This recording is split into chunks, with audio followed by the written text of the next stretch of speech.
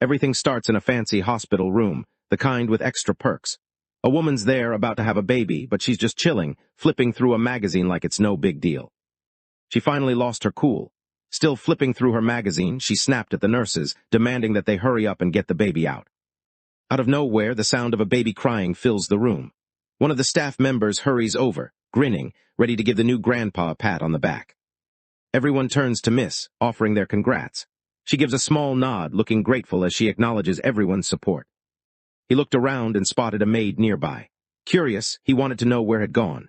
The maid let him know that the young master had some stuff to handle on Earth, so he wasn't around right now. The boy's grandfather was really angry that his own son wasn't around. He couldn't hide his disappointment, thinking his son was just letting everyone down. Right at that moment, a weird scream echoed from the delivery room, catching everyone outside off guard. Could feel the tension building, so got up clearly anxious, trying to figure out what was happening inside. Back in the room, the mom just froze, totally stunned by this super bright light blasting in front of her. The grandfather and his crew step into the room and just stop dead in their tracks. It's like someone hit pause, nobody moves, nobody talks. The whole vibe shifts as they take it all in, everyone just standing there, not sure what to do next. Light was shining from the newborn, who was wrapped in yellow lightning. The kid didn't look scared at all. He actually seemed to be enjoying every second of it. Nobody would expected a regular kid like him to end up in a powerful family, let alone come back to life with some kind of special abilities. Even the baby himself couldn't believe it, waking up in a place like this, feeling different, almost like he had some higher purpose. It was wild, and definitely not something anyone could have predicted. Suddenly, a screen pops up in front of him, letting him know his lightning-type divine sense just kicked in, running at sea-level strength. The grandfather just stood there, completely shocked. His grandson had come into the world with a power he could never get for himself, no matter how hard he tried. It was one of those moments that left him speechless, watching something impossible actually happen right in front of him. The grandfather lets go of his cane and starts going off about how his grandson has this crazy natural instinct, something you just don't see every day. Grandfather lifted his grandson into the air, grinning from ear to ear. He couldn't hide how proud he was, feeling like his family had finally gotten someone special, someone who stood out from the rest of the clan. It was a big moment for him, and he wanted everyone to know just how excited he was. The baby saw this as his big chance. He figured he could use this moment to take everything from the clan and make sure his father never came back, not even in another life. While the maids watched, they noticed the young master seemed different from other babies. He was already smiling, not even shedding a tear. To them, it felt like a hint that he was meant for something bigger, maybe even a special future ahead. The elder gives his word to look after the boy, planning to use everything the clan has to help him grow up strong.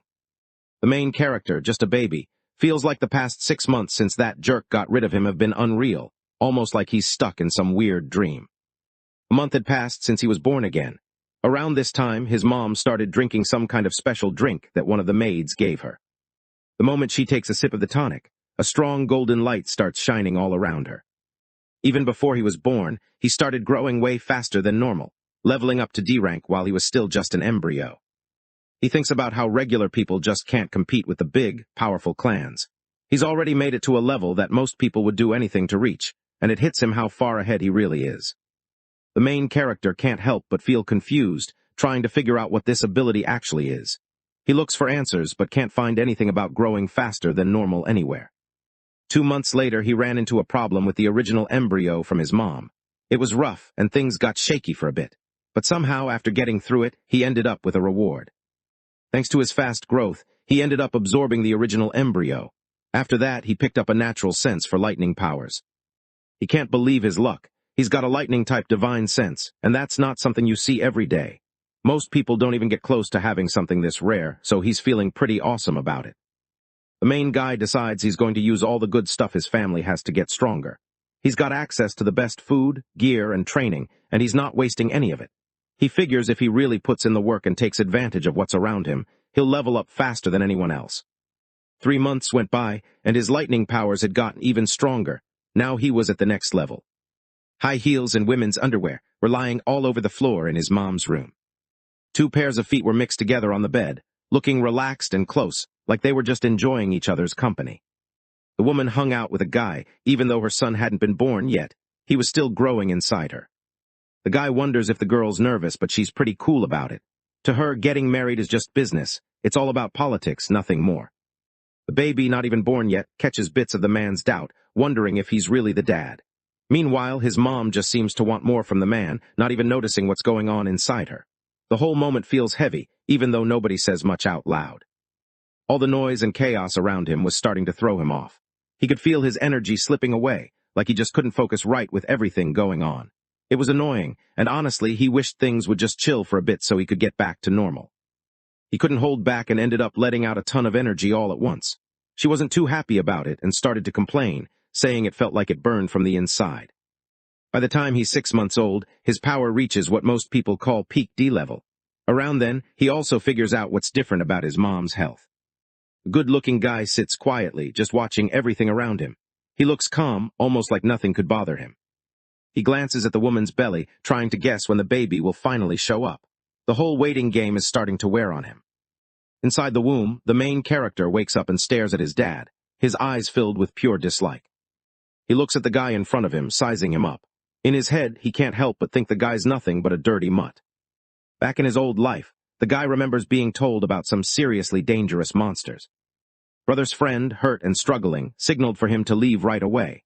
Even though the situation was intense, his friend wanted him to escape before things got worse. His friend goes down, clearly struggling, and calls out for help.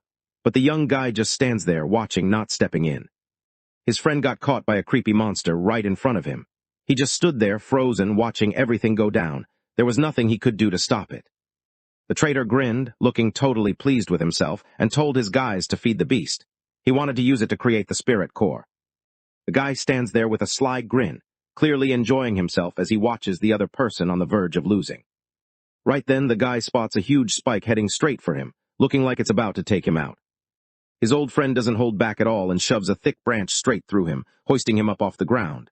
There's no hesitation, just cold action, and the pain hits hard as he's left hanging in the air. He stared down at the cut on his chest, not really believing what just happened. The pain from the wound wasn't even the worst part. It was the fact that someone he trusted had done this to him. He just stood there, trying to process how fast everything changed and feeling totally thrown off by the betrayal. The guy can't help but crack up when he sees his enemy down bad. He finds the whole thing pretty funny and just laughs to himself, not even trying to hide it. He made fun of him, acting like this was just what happened when someone thought they were tougher than they really were. The young guy gets tossed aside, feeling totally betrayed. He can't shake the thought that he was just used as bait for the monsters. The anger and confusion hit hard, and it stings to realize he might have been set up from the start. As he drifts away, the only thing on his mind is what's going to happen to his younger sisters. He thinks back to the moment he said goodbye to one of his friends, telling them he'd be back soon. The memory sticks with him, making him wonder if things would change if he'd known how long he'd actually be gone. Not long after, his younger self picks up a weapon and starts getting ready to head out on a mission. The door shut behind them, and the three girls hung out together, waiting for their brother to come back. The room felt a bit quieter now, and they glanced at each other, not sure what to do next. All they could do was hope he wouldn't take too long. The girls sat by the window, their eyes on the moon outside. They couldn't help thinking about their big brother and when he might come home. The night felt a little longer without him around. Way back in the Prem Sea, as just a tiny fetus, he could already feel this deep anger bubbling up inside him. Even though he was so small, he hated the person who tore him away from his sisters. He didn't forget that feeling, and deep down, he promised himself he'd get back at whoever did it. The unborn kid gets ready to swing at his dad, who's waiting just outside. Even before he's born, he's already showing some attitude, gearing up for a fight like he's got something to prove. The little guy swings, and his fist connects straight with the traitor's face. The traitor doesn't even see it coming. He's totally caught off guard. The hit knocks the guy off his feet, sending him flying backward. The mom just stands there, totally stunned by how hard the kick felt. The boy's dad suddenly drops to the ground, clutching himself in pain. He looks totally confused, not sure what just hit him. The woman starts getting annoyed, thinking how the kid is already causing trouble before even being born. The grandfather looked a bit uneasy, so he motioned for the nurse to go see what was going on in the room. Everyone could see that the young master was different from the rest. The staff knew his skills were way ahead of others his age, so they made sure he learned things faster than usual. His progress left people impressed, but honestly, it just felt natural with the kind of talent he had. She suddenly realized the baby was coming, and the mom was about to go into labor. It caught her off guard, and she started to panic a little, knowing things were about to get real. Before he got a second shot at life, the boy always hit a wall at peak DD level, no matter how hard he tried. Now, though, he could feel himself getting stronger, almost ready to break past that old limit. It was kind of wild to think about how much closer he was to something bigger than before. The mother was hurting a lot, barely able to handle the pain. She looked desperate and wanted someone to get the best delivery team there right away. When he hit his first month, the family decided to go all out and threw a big party. A bunch of big-name families from Southern showed up, each carrying gifts to welcome the new baby. At the party, the grandfather sits back and watches someone play the violin. He's got a maid standing next to him, keeping him company while the music fills the room. At the same time, the main character, just a month old, was chilling quietly in a maid's arms. Everyone at the party is celebrating, and someone gives Master Leo a nod for having a new grandson. But while the room feels upbeat, Master Leo looks like his mind is somewhere else, barely noticing the attention. A guest walked over and congratulated the boy's dad. Meanwhile, the baby just kept his eyes locked on the man. He remembered him from a different life, the one where that man had defeated him.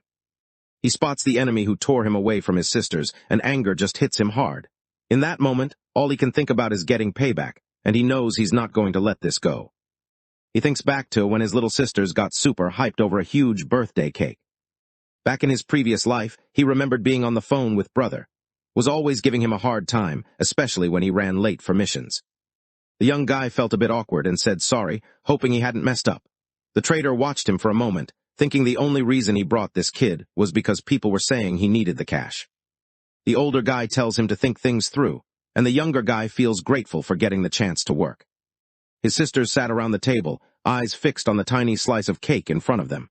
They looked excited, barely able to sit still, each one hoping they'd get a bite soon. The older brother waved goodbye to one of the guys, letting him know he had to head out for work but would be back before long.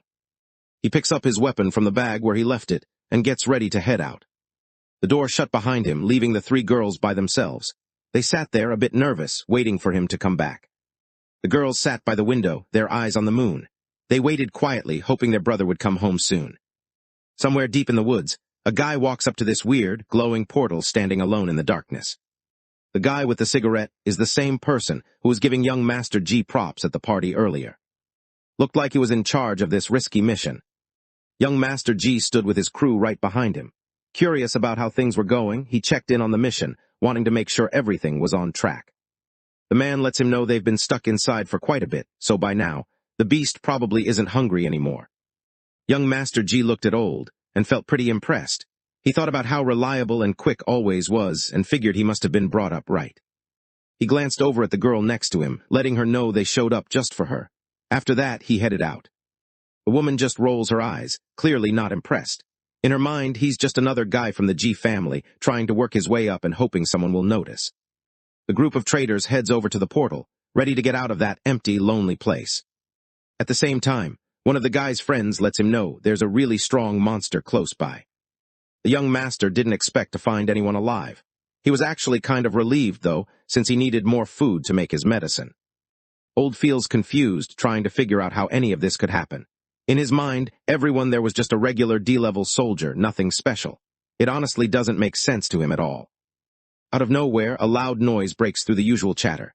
Instantly, everyone's heads turn, eyes glued to the spot where the sound came from. The leader of the group takes a good look at what's going on, his face set and focused. He doesn't mess around, scanning everything carefully, trying to figure out what they should do next. Everyone can tell he's locked in, thinking hard about the best move. Not long after, they notice that one of the beasts is limping, a new cut showing on its leg. The monster shoots a fierce look at the hero, who's just standing there by himself in the empty, lonely spot. The young guy was worn out and hurting, but he didn't back down. Even though he could barely stand, he got himself ready for the last fight, determined not to give up. Right then, one of the traders started walking over, taking his time. Young Master G wanted answers. He needed to know where that thing showed up from and why it went after his beast. There was a look in his eyes, the kind that said he wasn't just curious, he was ticked off. It wasn't every day something managed to hurt his creature, and he wasn't about to let it slide. When spotted the survivor, he was taken off guard. He recognized the guy as Yi, someone he didn't expect to see here. The young guy glances back at brother, confused about what's going on. Yi's buddy looked over, kind of surprised, wondering if he had called in backup or something. Meanwhile, the guys who were causing trouble earlier started running away, clearly not wanting to stick around. Back in the present, the baby feels a strong urge to get back at those who wronged him and his family. Even though he's just a kid, the weight of the past pushes him to stand up for what happened. Right then, he makes up his mind to do something about the old grudge, no matter how tough it might be. He holds out his arms and starts making goofy baby sounds at the traitor. The traitor just stares back, not looking away for a second, trying to figure out what he's up to. The guy stands there, totally lost for words. He fumbles around, trying to figure out what the baby expects from him. The boy's dad feels like there's nothing better in the world than having his son want to be close to him. For him, it's the best feeling ever, just knowing his kid trusts him enough to want a hug. It's one of those moments that makes being a dad totally worth it. He scoops up the baby, feeling a bit proud like he just finished a tough level in a game. The little kid starts fake crying, probably trying to get some extra attention. Inside, he's kind of amused, but he just goes along with it, happy for the small win. The moment the guy picks up the little one, a yellow energy starts to glow from him. He focuses for a second, and electricity starts to crackle around him. Suddenly, he sends a jolt of lightning straight at his enemy, hitting them hard and leaving them stunned. The traitor's whole body jolts as the shock hits him, pain shooting through every muscle. He can't control it, his face twisted up as the electricity surges, leaving him shaking and hurting all over. He's so shocked that he accidentally lets go of the baby, and the little one hits the floor of the mansion pretty hard. The girls hanging out at the party suddenly hear a loud noise. They all stop what they're doing and turn their heads, trying to figure out what just happened. The musicians froze, their instruments left hanging in the air. All the noise and chaos around them caught them off guard, and for a moment they just stood there, not sure what to do next. The boy's grandfather keeps an eye on everything, his face looking serious as he watches what's going on. The boy's parents just stood there, totally caught off guard by what had happened. Neither of them expected it, and for a moment they didn't know how to react. The kid was still on the floor, and the old man suddenly understood he'd messed up. The baby suddenly lets out a loud cry, making it seem like everything's normal and tricking everyone around. The traitor starts freaking out, his hands getting clammy as he realizes things are going south fast. Fear creeps in, and he can't help but think about all the worst-case scenarios. The grandfather's face turned red with anger when he saw the man drop the family's treasure on the floor. He couldn't believe someone would be so careless with something so important to his family. The moment felt tense, like everyone in the room was holding their breath, waiting to see what would happen next. The guy freaks out and drops to the floor, trying to blame everything on the young master. He keeps insisting he had nothing to do with it, hoping no one points the finger at him. The baby's dad just isn't buying what he's saying. Instead, he gets mad and kicks the guy pretty hard, treating him like he's nothing. The man takes a powerful kick and gets knocked off his feet, crashing down on the mansion floor with a heavy thud. He lowers his head and pleads, hoping his master will go easy on him. He promises to never hurt the kid and even hands over his own stuff, hoping it'll help the kid feel better after the fall. The kid's dad looks like he's having fun with everything going on. He just stands there with this smirk on his face, kind of teasing everyone without saying a word. The master gave the signal, and a couple of guys grabbed the man, dragging him out. Outside, they didn't waste any time. They made sure he got a solid beating. The traitor nodded in appreciation, clearly relieved after what just happened. Meanwhile, the maid quietly scooped the baby back into her arms, making sure everything was okay. The little guy rested in her arms, looking pretty pleased with himself. He shot a sly grin, clearly happy with how things turned out. The enemy, rubbing his bruised forehead, just stands there. He looks lost, trying to figure out what just went down. The little kid keeps wailing and crying as loud as he can, trying to make sure no one notices anything weird about him. He's putting on a show for everyone, hoping they all think he's just upset like any other kid. The old traitor just couldn't hold it together. His eyes started to water, and before he knew it, he was crying all over again. The whole thing hit him so hard, it was like he couldn't believe what was happening. The old man pointed at the maid, making it clear she should help the young master get inside and see if he was okay after that fall. The elder looked at his son, clearly annoyed. He made it obvious that with their family's reputation, they didn't have room for someone who couldn't pull their own weight. The head of the family gave an annoyed snort, clearly fed up with how things had turned out. Without looking back, he stormed out of the party, anger written all over his face. The whole situation had him seriously ticked off. The boy's dad gets really mad after hearing what the old man says. He grips his glass so tight, his knuckles turn white. He grabs the glass cup and crushes it in his hand, pieces falling everywhere. The host spun around and landed a solid kick straight to the traitor's face. He kicked the guy one more time, then told his crew to drag him out and throw him to the house dogs. The guards hold him tight while he tries to plead for a break, but nobody even looks his way. His fear and pain just get ignored as everyone focuses on their own business. The host gives a nod, letting everyone know the party isn't over. The baby looks around, quietly watching the crowd, already thinking about how to get even stronger. The doctor checked out the kid and could tell right away that he was in great shape. Everything looked good, and there was nothing to worry about. The grandfather couldn't help but laugh, feeling a wave of relief wash over him. Seeing his grandson safe and healthy made him happier than anything. All the worry disappeared, replaced by pure happiness as he celebrated that everything turned out okay. Right now, all that really matters to the boy is tracking down the 3 sisters he had to leave. He knew he had to mature quickly if he wanted to make a move and get closer to her. The baby suddenly starts to cry, looking hungry and reaching out, probably wanting some milk and hoping someone will bring the doctor over. The elder decided it was time for his daughter-in-law to come over. He wanted her to help feed him and bring more of that special medicine he needed. The boy's mom feels wiped out, even though she just finished feeding him. She can barely keep her eyes open, and it's like all her energy is already gone. She knew the family expected a lot from her. The pressure was always there, reminding her that she had to keep pushing forward, not just for herself, but for the whole clan and especially for her son. Every day felt like a challenge, but she kept going, determined to make things better for everyone depending on her. The woman shrugs off her coat, looking tired. She gets ready to feed the baby again, even though she clearly doesn't want to. The little guy starts to cry, his mouth wide open as he waits for his mom to feed him. His mom lifts him off the ground and looks right at him, her eyes red and tired. She begins feeding him, noticing right away that the kid is going at it with way more energy than she expected. It's almost like he's trying to win a prize, and she can't help but feel a little uncomfortable with how intense he is. The grandfather noticed his daughter-in-law looking pretty tired and worn out, so he told someone to go grab her some tonic soup. Not long after, the baby is hanging out with his mom in a hot spring, splashing around and enjoying the warm water together. She starts to get annoyed, thinking he's been hanging on way too long, like he's holding a grudge from forever ago. It's almost like she wonders if she did something to deserve this, maybe even in another life. 3 months passed, and now the baby was crawling all over the place, moving from room to room like he owned it. Somehow his power had grown so much, it was like he'd hit a whole new level, right up there with the ocean's strength.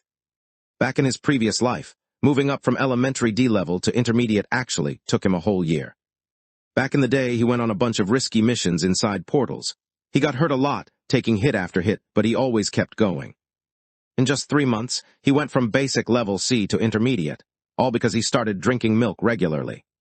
At a family dinner, the youngest kid made his way across the floor, heading straight for the main table where everyone else was sitting. The grandfather got really mad when he noticed the young master running around by himself. He couldn't believe someone had messed up and wasn't keeping an eye on him. The whole thing annoyed him, and he just shook his head, frustrated at how careless people could be. The maid felt a bit embarrassed, trying to explain how the boy always managed to crawl away before she could catch him. She just couldn't keep up with how quick he was. The dad thinks his little boy probably wants milk again, and the mom just looks completely worn out. She's been feeling worn out lately, thinking about how the boy has been hanging around her nonstop for the past 3 months. It's starting to get to her, and all she really wants now is a little time for herself. The little guy feels like he can't just sit around. He keeps pushing himself, always trying to get stronger, like there's no time to waste. Nobody expected it, but the baby suddenly pushed himself up and stood on his own 2 feet for the first time. Both the grandfather and the butler just freeze, staring wide-eyed at what's right in front of them. They can't believe what they're seeing, and for a moment it feels like the whole room has gone silent. The boy heads over to his mom. She looks at him, kind of surprised, not really expecting him to come over. The little kid climbed right onto his mom while she was trying to eat. She looked exhausted and just wanted a quiet meal, but he wasn't having it. The maid couldn't believe what she was seeing. The young master, who usually needed help to get around, was now on his feet, walking across the room all on his own. She just stood there, totally surprised, trying to process how he was suddenly moving without anyone's help. The butler looks at the boy and can tell there's something special about him. The kid's got this rare, almost otherworldly vibe, and it's clear he's growing up way faster and stronger than most people his age. The grandfather feels a warm sense of pride as he watches his grandson standing on his own. It's one of those moments that makes him smile, seeing just how quickly the kid is growing up. He can't help but feel proud, knowing his grandson is taking those first steps and getting stronger every day. According to his family's rules, it was now the moment when the boy had to pick out his own servant. Somewhere in the shadows, the elder waited, wanting to know how things turned out. One of the guards spoke up, letting him know that only 2 people were still standing. The main guy gets carried by his mom to this makeshift arena, where everyone is waiting for the test to start. He keeps his eyes on everything, paying close attention, when suddenly he spots someone among the candidates that he actually knows. The realization hits him hard, and he's honestly pretty shocked. Inside a small cell, a young girl with white hair stands with her arms up, trying to protect herself. She looks scared, her eyes wide as she waits to see what might happen next. On the other side, a girl runs straight ahead, fired up and ready to take down her opponent in the arena. The baby looks totally confused, not sure why he's even there. Suddenly, his whole body starts to shine with a bright, powerful light. He focused for a second, and a sudden spark ran through his hand. With barely a pause, he sent a bolt of electricity at one of the girls caught up in the fight. The shock hits hard, sending the girl flying across the room. She crashes onto the ground and doesn't move, clearly out cold. The girl with white hair spots her chance and quickly climbs onto the bread. The girl doesn't waste a moment. She snatches the bread and digs in right there in the cell, eating fast like she hasn't had anything in a while. The protagonist saw his mom's hair sticking up everywhere, and his heart started racing. He felt a wave of panic and just hoped nobody else picked up on anything weird going on. The grandfather just laughs, looking at his grandson. He can tell the kid's got way more fight in him than his own son ever did. The boy figures out that being a kid actually has its perks. Whenever something goes wrong, the adults usually cover for him or let things slide. They come up with all sorts of reasons to explain away his mess-ups, so he doesn't get into real trouble. It's like having a built-in safety net just because he's young. The elder looked at the little girl and picked her to be the servant. He told the others to clean her up and make sure she learned what she needed to know. The little kid just keeps eating, totally focused on her food and not paying attention to anything else going on. The baby lying in the crib looks pretty cheerful, grinning as he reaches out for his new helper. He seems totally at ease, like he knows someone's there to take care of him, and he's actually enjoying the attention. While all this was going on, the butler let everyone know that she was actually a death servant. Her job was pretty simple. She had to keep the young master safe, no matter what. The little girl with white hair just gives a small nod, quietly going along with what's happening now. She doesn't say anything, just seems to accept that things have changed for her. While he was asleep, she was supposed to stick with the master and keep training in martial arts. The young maid heads over to the baby's room, ready to start her first day on the job. When the boy showed up, he got her attention. Feeling pumped, pointed at himself with a big grin on his face. The girl suddenly pulls out a knife, and the look on her face shifts. Now she just looks angry, like she's holding onto a lot of hate and wants payback. The baby freaks out, wanting to say something, but nothing comes out. His throat just won't let him make a sound. She decides she's going to deal with him right away, wanting to get back at him for what happened to her older brother. The girl lifts the weapon, her hands shaking a little. She stands over the crib, looking down at the little kid lying there, getting ready to strike. The servant rushed forward, gripping the knife tight, moving fast. He aimed straight for her, and she had no way to protect herself. The boy reacts fast, slipping away from the attack and hopping right out of the crib. He hits the ground, and for a second it looks like his outline is still hanging in the air. The girl wasn't expecting that at all. The baby suddenly popped up right next to her again. She just stood there, totally stunned and not sure what to do or say. Out of nowhere, a soft green glow started to surround the girl. It was clear she was getting ready for a fight. The main guy couldn't believe his eyes when he noticed the girl had a wind-type divine sense. It threw him off, and he felt a mix of surprise and confusion, trying to figure out how she ended up with something so rare. She goes for him, sending a burst of wind his way. The baby doesn't back down, though. He stands his ground and lets out a shock of lightning, blocking her attack. As the two bursts of energy hit each other, the whole room lights up. Bright colors fill every corner, making everything look wild and intense. He feels like trying to use both of his powers together is just way too much for his tiny body to handle right now. He suddenly comes up with a smart way to fix everything. The main character lifts his hand and aims, letting out just a tiny spark of his thunder divine sense. He keeps it on the lowest setting, not wanting to go all out yet. A quick flash of lightning zapped the girl. It was just a small hit, but the shock was enough to make her freeze for a second. For a second, the shock just freezes her in place. She drops to the floor, her body not really working right, like she can't even move. The kid looks like a weight. It's been lifted off his shoulders, but you can tell he's wiped out from trying so hard. The servant lay on the floor, her whole body buzzing from the shock. The electricity hadn't faded yet. It kept tingling through her, making it hard to move. He moves in slowly, reaching out and letting his fingers brush against the edge of the blade. The little guy purposely nicks his finger, and a small drop of blood forms at the tip. He wipes his hand across a fresh cut, and with his own blood, he starts scrawling a message right onto the floor, leaving it there for her to find. He feels pretty lucky that he's clever enough to figure out a way to talk to people. As soon as the girl reads the message, it all clicks for her. She finally gets what's going on. At that moment, the baby holds out his arms, looking for a hug, hoping for a little comfort. The girl goes after him again, not holding back. Meanwhile, the baby is just watching, realizing she still doesn't know how to read. He moves out of the way just in time, feeling a wave of worry hit him. If anyone saw her going after him like that, she'd be in serious trouble. While all this was going on, the trader made his way through the mansion. He carried a wooden box, gripping it tightly as he moved from room to room, eyes scanning the fancy hallways. In a flashback, the boy remembers a time with his dad. His dad made it clear that the only reason he kept the boy around was because he was still useful. That memory always stuck with the boy, leaving a heavy feeling in his chest. The guy lay on the floor, feeling both relieved and a little embarrassed. He appreciated that the young master had gone easy on him and made up his mind to step up his game from now on. The master explains that the grandfather is really mad, and now he has to figure out how to make the baby happy. He figured he gave up all his stuff just to score this rare item at the auction. Out of nowhere, he picks up on the little master's voice coming from the room. He can't help but get curious, trying to figure out what's going on in there. He pushes open the door and steps inside, looking around for the person from the family with the unique hair everyone talked about. As soon as he walks in, he sees the two of them running around the room, messing with each other and laughing like they're in their own little world. The baby spotted a chance and shot the man a serious look, already cooking up a plan in his head. The trader stands there looking totally lost, trying to make sense of what's going on around him. Nothing seems to add up, and he just can't figure out what's happening. The boy suddenly reached out and grabbed the servant's hand. Without hesitating, he twisted the knife around, his grip steady and determined. He taps into his lightning powers and sends a quick zap to the white-haired girl's forehead, just enough to get her attention. She flinches, surprised, and he can't help but feel a little amused at her reaction. She drops to the floor and the baby reaches up, grabbing the knife before it can hit the ground. Everything falls into place, just like the baby meant it to. The baby acts fast, pushing the knife into his own shoulder. Blood starts to cover the blade right away. The trader freezes, totally freaked out by what he's seeing. He can't even process it, it's like his brain just glitched.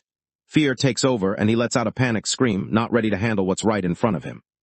The boy, his hand still stained with blood, hurls the knife at the guy who's been watching him this whole time. He grabs the weapon out of the air and just stands there, frozen. He looks totally lost, not sure what he's supposed to do next. Fear's written all over his face. He was so surprised that the box slipped right out of his hands and hit the ground. The little guy stands there for a second, feeling his heart race. He draws in a slow breath, trying to calm his nerves, knowing everyone's watching and his moment is finally here. Not long after, he bursts into tears, crying loudly as he sits over the girl who passed out on the rug. The guy stands there with a bloody knife in his hand, looking totally lost and freaked out by everything that's just happened. As soon as they heard the noise, the grandfather and everyone else hurried over, trying to figure out what was going on. The elder and his son watched what was happening, both of them looking pretty serious. Neither of them smiled or said anything. You could just tell from their faces that this moment was a big deal. The little kid won't stop crying and sticks close to the servant, trying to make it seem like he was the one who kept her safe. The grandfather's anger was obvious. He locked eyes with the trader, his hands shooting out to point at him. Everyone could feel the tension as he made it clear that the guy had gone after his grandson. The guy drops the knife onto the floor, his hands going up as he tries to explain himself. He looks nervous, trying to make everyone see that it wasn't really his fault. The dad doesn't buy it at all. He just gets mad and throws a punch, furious that anyone would mess with his kid. He tries to make it clear that the girl went after the baby first, and all he did was protect himself. The baby kept on crying, not letting up for a second. Across the room, the trader looked totally desperate, clutching his nose as blood started to drip down. It was clear he was freaking out, probably not sure what to do next. He tries to convince the elder that he's not lying, but everyone around just looks at him like he's making it all up. No matter what he says, nobody buys his story. The boy's dad throws another punch, angry and demanding to know what happened to the gift. The guy starts searching all over the floor, hoping to find the gift he dropped. With everything going on, he's feeling a bit panicked, not wanting to lose it. He checks around his feet and glances under a nearby table, trying to spot it before anyone else notices. The grandfather notices what the little girl did for his grandson and looks genuinely grateful.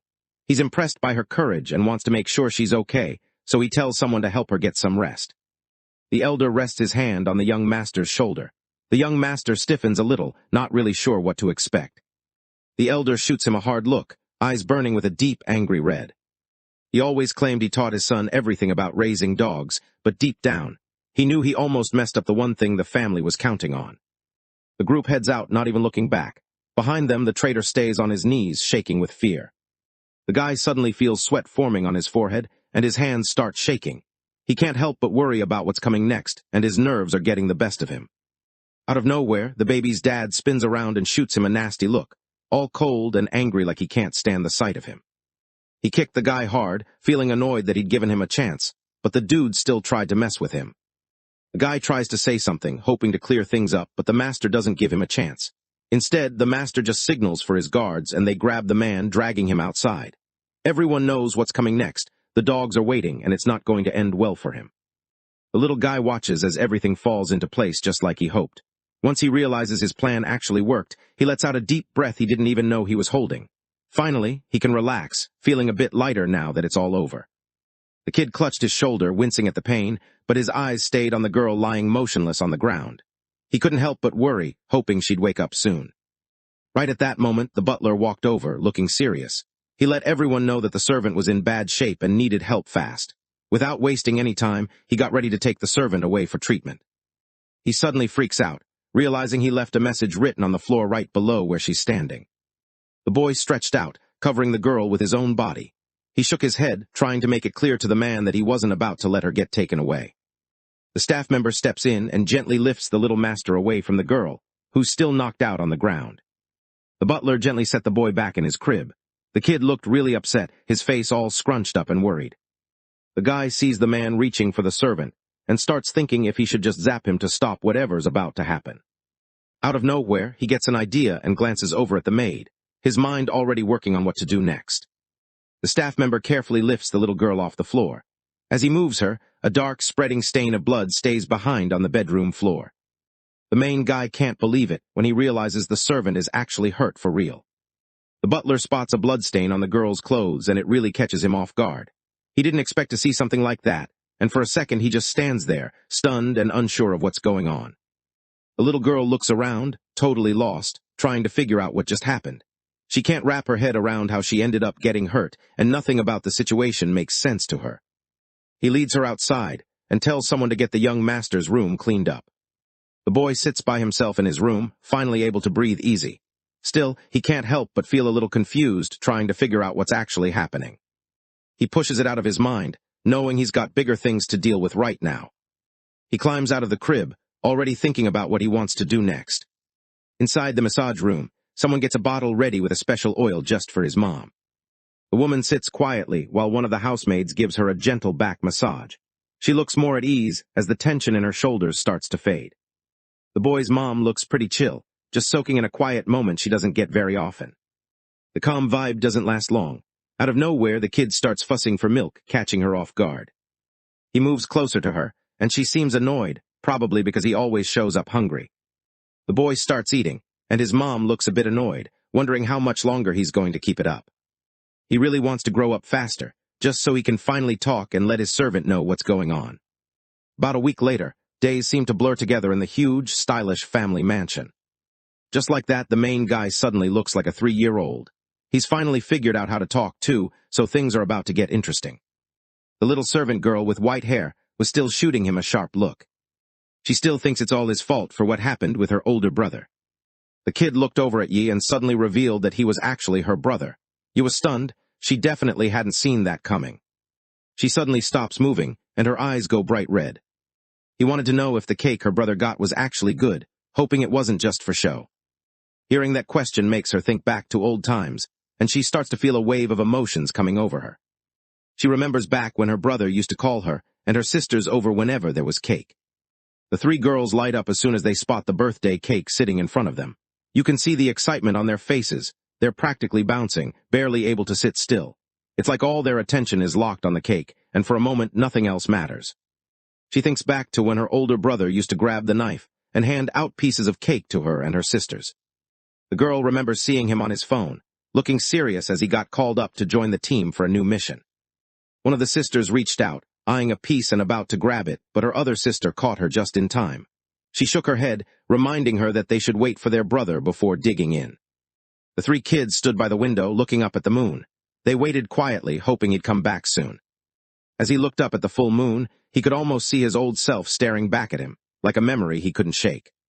He looked down at the water and saw the moon shining back at him. For a second, his old face mixed with his new, younger one, almost like he was seeing both versions of himself at the same time. He gives the little girl a soft smile, trying to hold back tears that start to fill his eyes. When she realizes it's actually him standing there, she just loses it. Tears start streaming down her face, and she can't stop herself from crying. She drops to the floor, tears streaming down her face as she breaks down completely. She can't hold it in anymore, and the crying just takes over, raw and messy.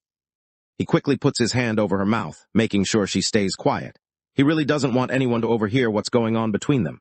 Their secret needs to stay hidden, at least for now. He covers the girls' mouths with his small hand, hoping their crying won't give them away. Right after that, she pulls him into a tight hug. She holds on with everything she's got, feeling a wave of relief and happiness wash over her. The little girl kept crying, her eyes red and puffy. She stared at the person in front of her, trying to figure out if it was really her brother, the one she cared about so much. Doubt and hope mixed together on her face as she waited for some kind of sign. The hug squeezes him so hard, he starts to feel like he can't catch his breath in his small body. She steps back and he stands there for a second, feeling a bit lightheaded and trying to steady himself. He takes a deep breath, still trying to get it together.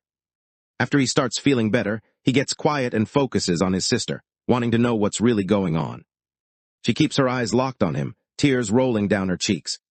He reaches out and holds on to her, wanting to know how she got here and what happened to their other sisters. The girl starts to feel stressed out because her brother is firing off questions way too fast. It's a lot to take in all at once, so she tells him to chill and take it slow. After a while, both of them start to chill out. The tension fades, and they know it's time to face what went down. They get ready to sort things out, even if it's going to be awkward. The girl begins to share what happened, saying that on that day he went out on a mission and just didn't return. The memory takes him back to when his three sisters sat together, their eyes fixed on the cake he'd brought home. They looked tired and hungry, waiting quietly for their chance to eat.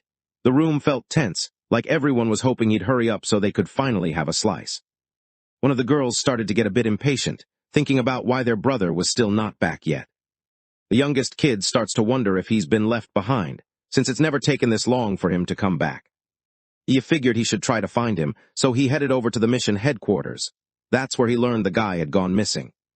She spotted another hunter's wife, getting upset with the trader because her husband had gone missing. The guy, clearly out of patience, thought she was out of her mind. He pushed her away, not holding back at all. Another hunter walked up, looking annoyed. He pointed at the man and blamed him for heading into the portal with young Master and the rest of the group. Right then, the servant girl realized this guy was the reason for everything that had happened. The trader stands there, clearly annoyed, just watching everything go down. He doesn't seem bothered by the chaos around him. He just lights up a cigarette and takes a slow drag, acting like he's got all the time in the world. He gets fired up, ready to go after the guy who just called him out. A fireball shoots straight at the guy. He just stands there, too scared to move. He gets hit straight on, and fire covers him from head to toe. The man falls to the ground, completely worn out, while the other guy stands over him. While some people just stood around and watched everything happen, not getting involved, he let them know that sharing rumors about the kid wasn't cool. Calling the young master for this job wasn't the choice, especially since the mission was pretty risky. The guy figured the traitor deserved what he got for betraying the group. After that, he wanted to know what happened to the other girls. When someone brings up the others, the little one's face shifts right away. She starts to look pretty worried, like her mind's racing with all sorts of thoughts. She bursts into tears again, and her brother just stands there, not sure what he's supposed to do. He looks kind of lost, trying to figure out what's going on. He jumped a little when his sister reacted out of nowhere. Right away, worry hit him, and he started thinking about what could have happened to them. The girl, still crying, tries to make sense of everything. She really just wanted payback for what happened to her brother. But before she could do anything, a bunch of demons suddenly showed up, way more than she ever expected. Suddenly a memory hits, that moment when a massive portal tore open in the sky. Chaos broke out right away, and people started running in every direction just trying to get away. The invasion had started, and nobody knew what was coming next. She still gets freaked out just thinking about that wave of monsters. She runs down the broken streets, calling out for her other two sisters and hoping they'll answer. Her voice is shaky, and you can tell she's scared, but she doesn't stop searching. The city around her feels empty and messed up, but she keeps moving, not ready to give up on finding them. A couple of hunters walked past, looking pretty relaxed. They just nodded to each other, both thinking that this monster wave was one of the rougher ones they'd seen. She stands there by herself, just staring as the city goes up in flames, everything around her totally destroyed. She wipes her face, but the tears just keep coming. All around her, things are falling apart. People are shouting, stuff is breaking, and it's total chaos. She doesn't really have a plan, she just runs, trying to get away from everything, hoping to find a place where things feel normal again. She kept going by herself, walking slowly through the broken mess left behind after the city got attacked. Every step was careful, watching out for loose bricks and debris, but she didn't stop searching. The place felt empty and rough, but she pushed on, hoping to find something or someone in all the chaos. Her hands were covered in scrapes, stinging from the fall. She dropped to her knees, completely drained, the names of her sisters stuck in her head as she tried to call out for them. All that came out was a raw, desperate sound, echoing how lost she felt right then.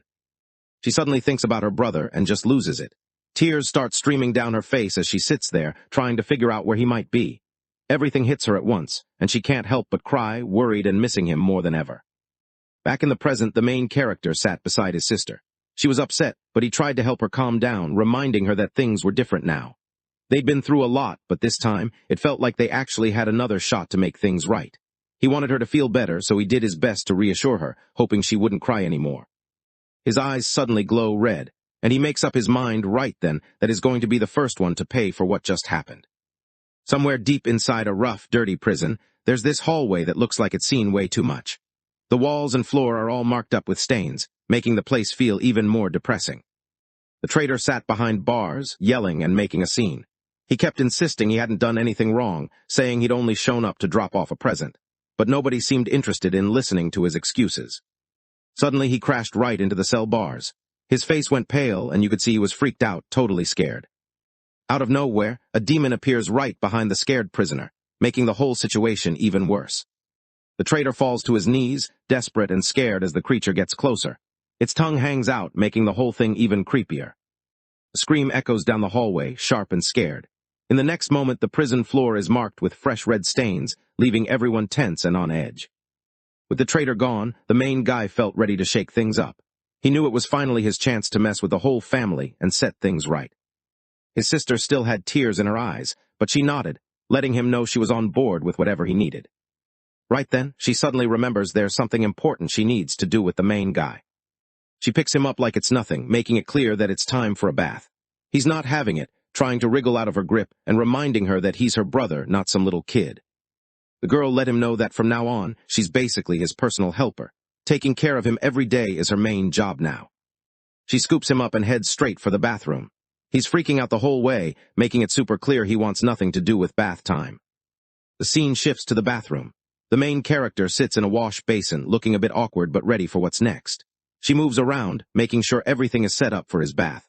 The room feels quiet except for the sound of running water, and he just waits, trying not to make it any more embarrassing than it already is. She steps up to him, making it clear it's time for him to change. But the main guy isn't having it. He's pretty sure he can take care of his own clothes, no help needed. She ignores him completely, flashing a mischievous grin as she somehow makes his clothes disappear, almost like they got eaten up and vanished into thin air.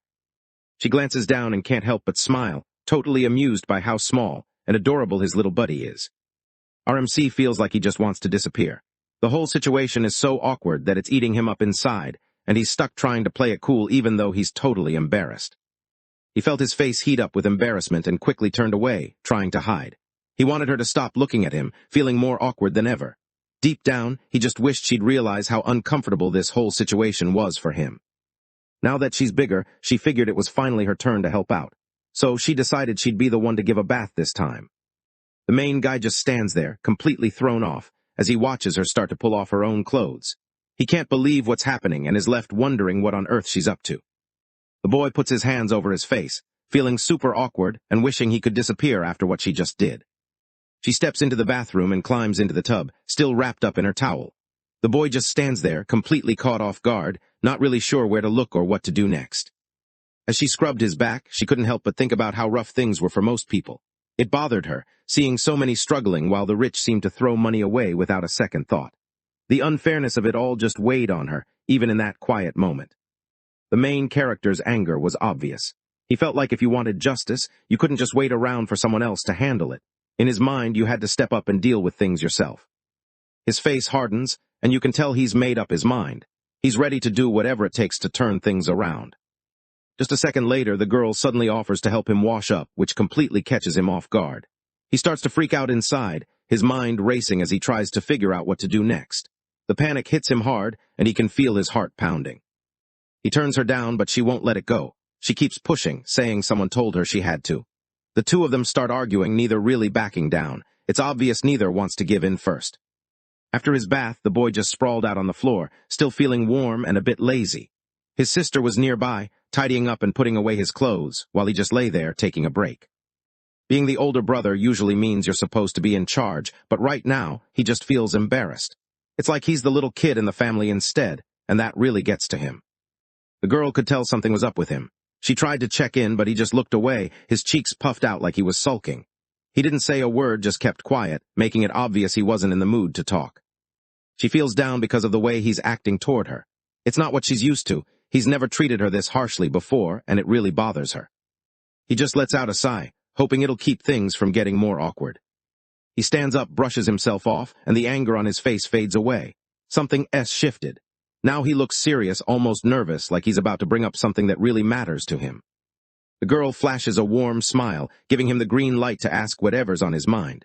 She seems totally chill about it, like she's up for anything he wants to know. He starts to wonder if his sister can control the wind now. Turns out, she actually can, and his sister makes it clear. The main guy can't believe what he's just heard. Usually, people don't get their powers until they're at least 12, so this is way earlier than anyone expected. It's actually kind of shocking, and he's just stuck there, trying to process how wild this is. He can't help but think about how she did it. She's so young and never even trained, but somehow she pulled it off. It's honestly kind of unbelievable. She just shook her head, looking kind of confused, like she didn't really know how it all went down either. A panel suddenly appeared in front of her, showing her all kinds of stats. It seemed to be guiding her, pushing her to unlock her own power. She took it in, trying to figure out what it all meant and what she was supposed to do next.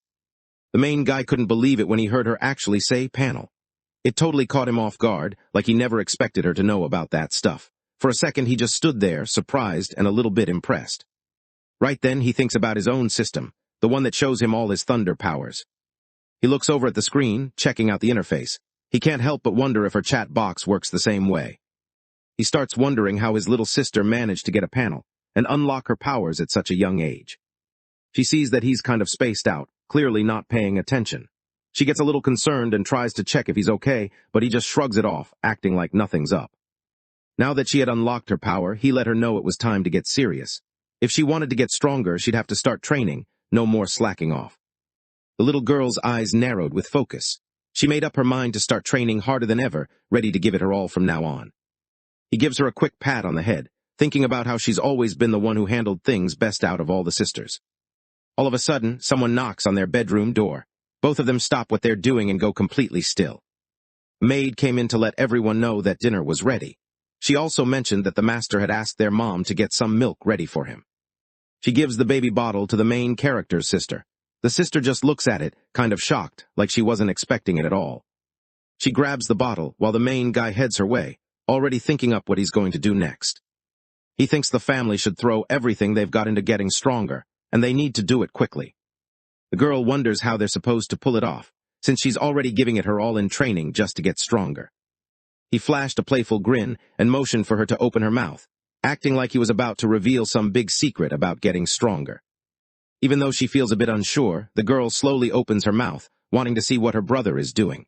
Curiosity gets the better of her, and she can't help but watch, wondering what's going to happen next. He grabs the bottle and gently puts it to her lips, waiting to see if she'll take a sip and curious about what's going to happen next. She picks up the glass and starts drinking the milk, with the MC keeping a close eye on her the whole time. Out of nowhere, a purple glow starts spinning around her. She feels it right away and can't believe what's happening. She looks at her brother, totally lost, wondering why all this power is rushing into her like it's nothing. RMC tells the others that their mom's body works in a special way. Whenever she comes into contact with crystals, they basically turn into energy inside her. Getting his hands on that stuff wasn't easy. Even the best squads out there would struggle to find it when they're out on a mission. Their mom, though, never seemed to run out. She could just keep making this essence all the time, like she had an unlimited supply of energy. His sister couldn't believe what just happened. Stuff like this never happened at their academy, so she was honestly surprised. RMC starts to notice something off about the noble families.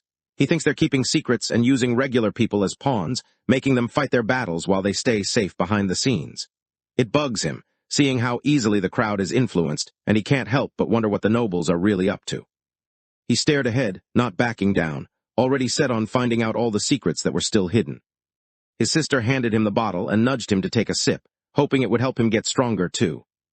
He shakes his head and signals for her to keep going, wanting her to push herself all the way and reach her max before he steps in. He turns and heads off, already focused on what he needs to do next. He decides it's time to grab something to eat, leaving his sister still sipping from her bottle. He walked back to his mom's room, and the maids couldn't help but notice he was there again. They looked a little confused, probably wondering what brought him back this time. The boy sat by the edge of the pool at home, leaning close to his mom as she fed him. The water shimmered around them, and everything felt calm and quiet in that moment. The woman felt like she'd already given a ton of milk, but the kid just kept drinking nonstop. It seemed like no matter how much she gave, he was always hungry for more. One of the maids jumped into action, telling the others to get more healthy food ready for the madame. The main guy knows this is the moment everything changes. He feels a rush. Revenge is finally kicking off. With his sister by his side, he's ready to shake things up, like they're about to mess with the rules everyone else follows. It's a big move, and he can sense that nothing's going to be the same after this. Lightning lit up the sky above the mansion, making everything look even more intense. In that moment, he felt a surge of determination. Deep down, he made up his mind. He was going to shake up the family, no matter what it took. He's down on his hands and knees, moving slowly across his messy bedroom floor. His eyes are locked in, totally focused, like he's on a mission. He's searching for something important, and nothing's going to distract him right now. At the same time, there's a flashback showing the traitor totally losing it. He's panicking, searching everywhere for the gift, hands shaking and eyes wide. He can't believe it's gone, and the stress is written all over his face as he desperately tries to remember where he last had it. The main guy crouched down and glanced under the furniture. That's when he noticed a small box tucked just out of sight, the same one the traitor had accidentally left behind. He picks up the gift, a small smirk on his face. He's pretty sure whatever's inside is something the family cares about a lot. He opens up the box, and right away, a bright blue light shines on his small face. He steps inside and spots a big blue crystal sitting there. It catches his eye, and he starts to wonder if it might be one of those magic beast crystals he's heard about. Right after that, a system panel shows up in front of him. It tells him what he just got. Turns out, it's a rare skill crystal with the thunder element. RMC stood there, feeling totally lost. He always thought you had to work hard and train to get new skills, so hearing that you could just absorb them was a shock. This was way different from what he'd always believed, and honestly it left him questioning what else he didn't know. After taking down some of those evolved beasts, there's a shot at scoring some rare items.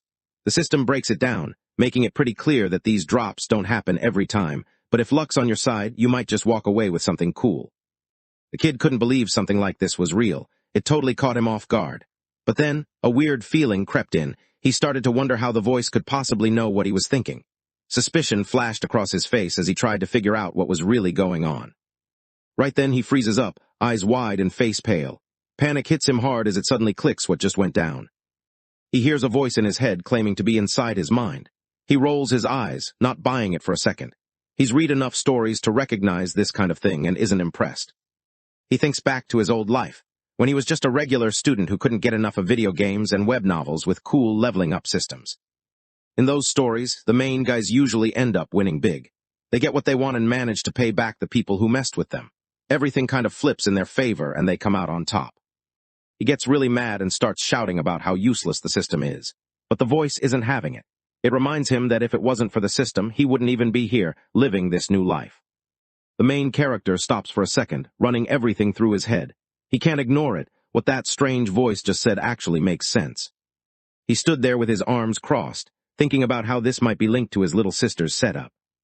The voice in his head doesn't admit to any connection and just pushes him to level up, and to do it quickly. He nods and starts paying attention, realizing he has to make the most of every chance that comes his way. He plops down on the floor, eyes locked on the crystal. Focusing hard, he starts to take in its energy, feeling it buzz through him. Suddenly, something intense and almost magical rushes through his small body. It feels like a wave of energy, bigger and stronger than anything he's ever felt before. A second later, he reaches out his hand and a streak of electricity forms, shaping into his new skill, a lightning spear. He couldn't believe it. Somehow he just picked up a skill that usually takes years, like a whole decade, to actually get good at. It was wild, and he barely knew how to process it. He grips the spear and can sense the power packed inside it. He starts to think about how strong it might actually be, feeling a mix of excitement and curiosity.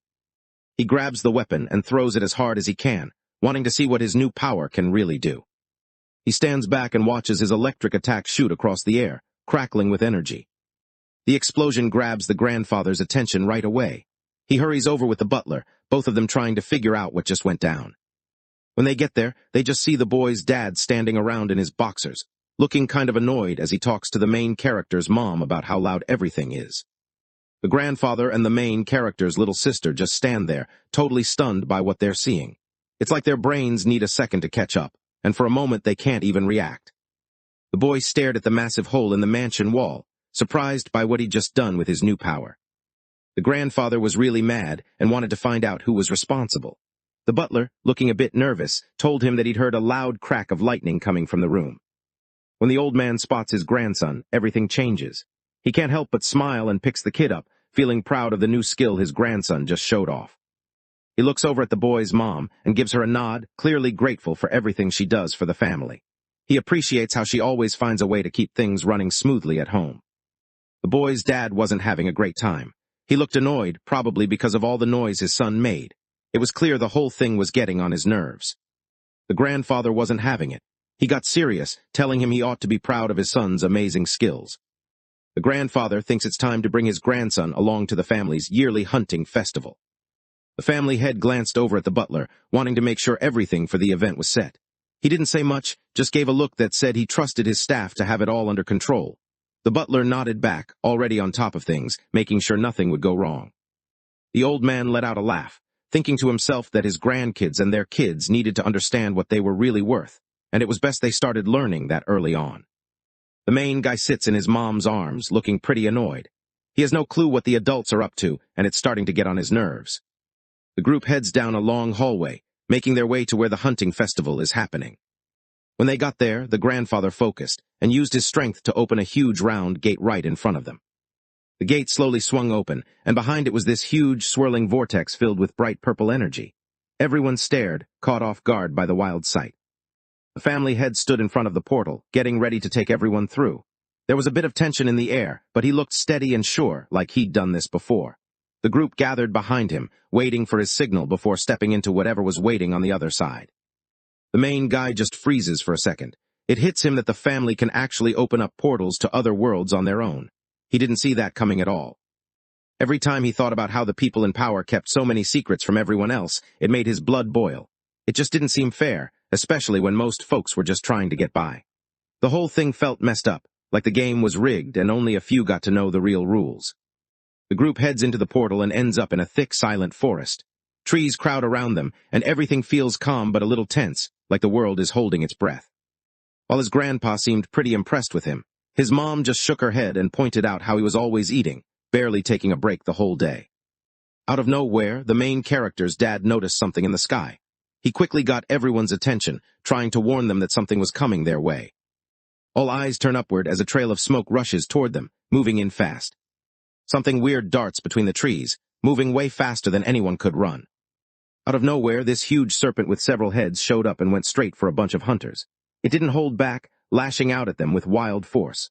The hunters barely had time to react as the monster crashed into their group, leaving chaos in its wake. One hunter steps up and swings at the creature, but his weapon snaps in half like it's nothing. Another guy quickly throws up a force field around himself, bracing for whatever comes next. He spots a regular python, which is ranked C, slithering around inside the portal. Not far from it, there's a much bigger python, the Python King, ranked B, looking way more dangerous. Both of them are hanging out in this C-rank portal, which is kind of wild. The main guy and his sister just freeze, totally stunned. The girl's eyes go wide as she spots one of the hunters, someone she actually knows. One of the snakes suddenly shot forward, aiming straight at one of the girls in the hunting group. Nobody really expected it, but the red-haired girl somehow kept the creature's mouth wide open using just her hands. She's doing everything she can to dodge the giant monster's teeth, fighting hard not to get bitten. The serpent is just way too strong. With one hit, it sends her flying back like she never even stood a chance. The leader of the hunters quickly signals for everyone to keep fighting while they start pulling back from the dangerous spot. The team knows they can't stay there any longer, so they try to hold their ground as they move away, keeping an eye out for any threats around them. The leader steps up, holding his shield out to block the monster's attack. While he's focused on defending everyone, another hunter sneaks up from behind, ready to strike at him instead. The girl with bright red hair takes off running, her face full of panic as she tries to warn him. She's yelling, hoping he'll notice the danger coming his way. The hunter swings his fist, not slowing down even a bit as it smashes right through the captain's shield and lands hard, knocking the captain back with all its power. The punch hits so hard that the hunter drops his shield while he's fighting the serpent. Just then a flash of purple lightning shoots through the air and hits the giant serpent. It turns out the thunder wasn't just random. Another hunter had jumped into the fight, and his attack landed right on target. The serpent's scales crackled where the lightning struck, making everyone stop and stare for a second. One of the hunters got really mad at the traitor for going after their captain. The traitor flashes a sneaky grin as he gets ready to go after the other guy. He goes in hard, landing a brutal hit on the hunter. The hunter crumples, badly hurt and struggling to get back up. One of the other hunters freezes for a second, totally thrown off. He's pretty sure he knows who the attacker is, and it hits him hard. He lets everyone know that the guy is someone who's already been in trouble with the law before. Sheng couldn't help himself. He started cracking up when he saw how desperate the hunter looked. The whole situation just hit him as hilarious, and he laughed harder than he had in a while. He steps forward and kicks the guy hard, knocking him back across the room. The wounded hunter flies straight into the waiting jaws of the huge serpent. It's like the beast was just sitting there, ready for him, and the hunter doesn't even have time to react before he's caught. The kid just stands there watching everything unfold, his face serious and a little tense. He thinks back to his past life, remembering the moment when Sheng pushed one of their friends into real danger. Blood splattered across the scene, showing exactly what had just gone down. Back then, he saw his friends go down one after another. The guys watched as the monster they'd been feeding with their own friends finally showed up. It was massive and scary, way worse than they expected. The main character's dad smirked, looking kind of cold, and told them to feed the creature. He seemed to think it would help create some sort of treasure. Without hesitating, he signals to go after the hero's younger self. The henchman charges at the guy, winding up to hit him. The guy gets ready, turning on his power as he prepares himself for the fight that's about to go down. He knows a big showdown with his enemy is coming, and he's not backing away. Ice Fisk moved closer, his whole body giving off this intense energy. It was almost like he was surrounded by a strange kind of light, and anyone nearby could feel just how strong he was. Both of their fists smashed together with a heavy hit, the kind that makes you feel it all the way up your arm. Everyone knows has a reputation for being pretty ruthless. He doesn't just beat people, he actually seems to enjoy it, almost like it's his thing. Guys around here talk about how he acts more like a monster than a normal person, especially when he's putting others down. Turns out he's been under the family's protection this whole time. Now, he's basically working for them, doing whatever they need him to do. Back in the present, his sister starts thinking about the red-haired girl. She can't help but worry about what they should do to help her. The whole situation feels complicated, and she's not sure how they'll figure it out. The main guy starts to get that look in his eyes, like he just figured something out.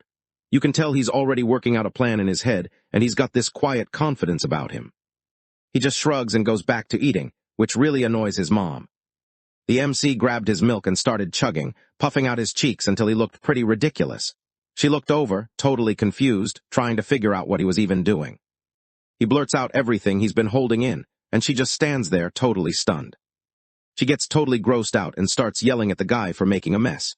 Without warning, she just launches him into the air, not caring where he lands. The boy's grandpa notices all the chaos going on, and his face tightens up with anger. He's clearly ticked off by the whole situation. Right after the main character's little sister jumps in, things start moving fast. Right as he's about to hit the ground, she swoops in and grabs him, stopping his fall just in time. The girl touches down gently, making sure her little brother is safe in her arms. She keeps a close hold on him, not letting anything happen as they reach the ground together. She looks over at her brother, worried, wanting to know if he's all right. He starts telling her about his big idea he's planning to make, hoping it'll help save the hunter. Out of nowhere, the guy's dad hits his mom across the face. She just stands there, totally shocked, unable to react. He holds her arm tightly and lets her know he's upset about how she handled their son. The woman's face twisted with anger. Nobody, not even her own parents, had ever touched her like that, and the thought made her even madder. She calls up an ice weapon and charges straight at her husband, wanting to get back at him. The guy stands his ground, using his powers to hold his own. Deep down, he figures she's gotten a little too bold and thinks it's about time someone puts her in her place.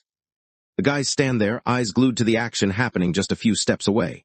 No one says a word. They're all caught up in the fight, barely blinking as they watch everything go down.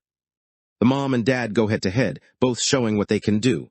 Out of nowhere, a flash of energy pops up right between them. The boy's grandfather walks in, and the main character's parents just stand there, watching him in silence.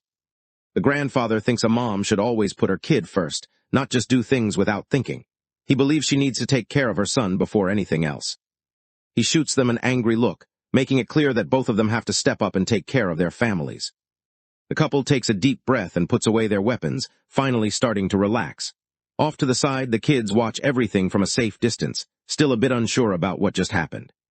The main character's sister looked at him, clearly unsure about what would happen next. Even though things felt uncertain, he tried to reassure her, acting calm and confident.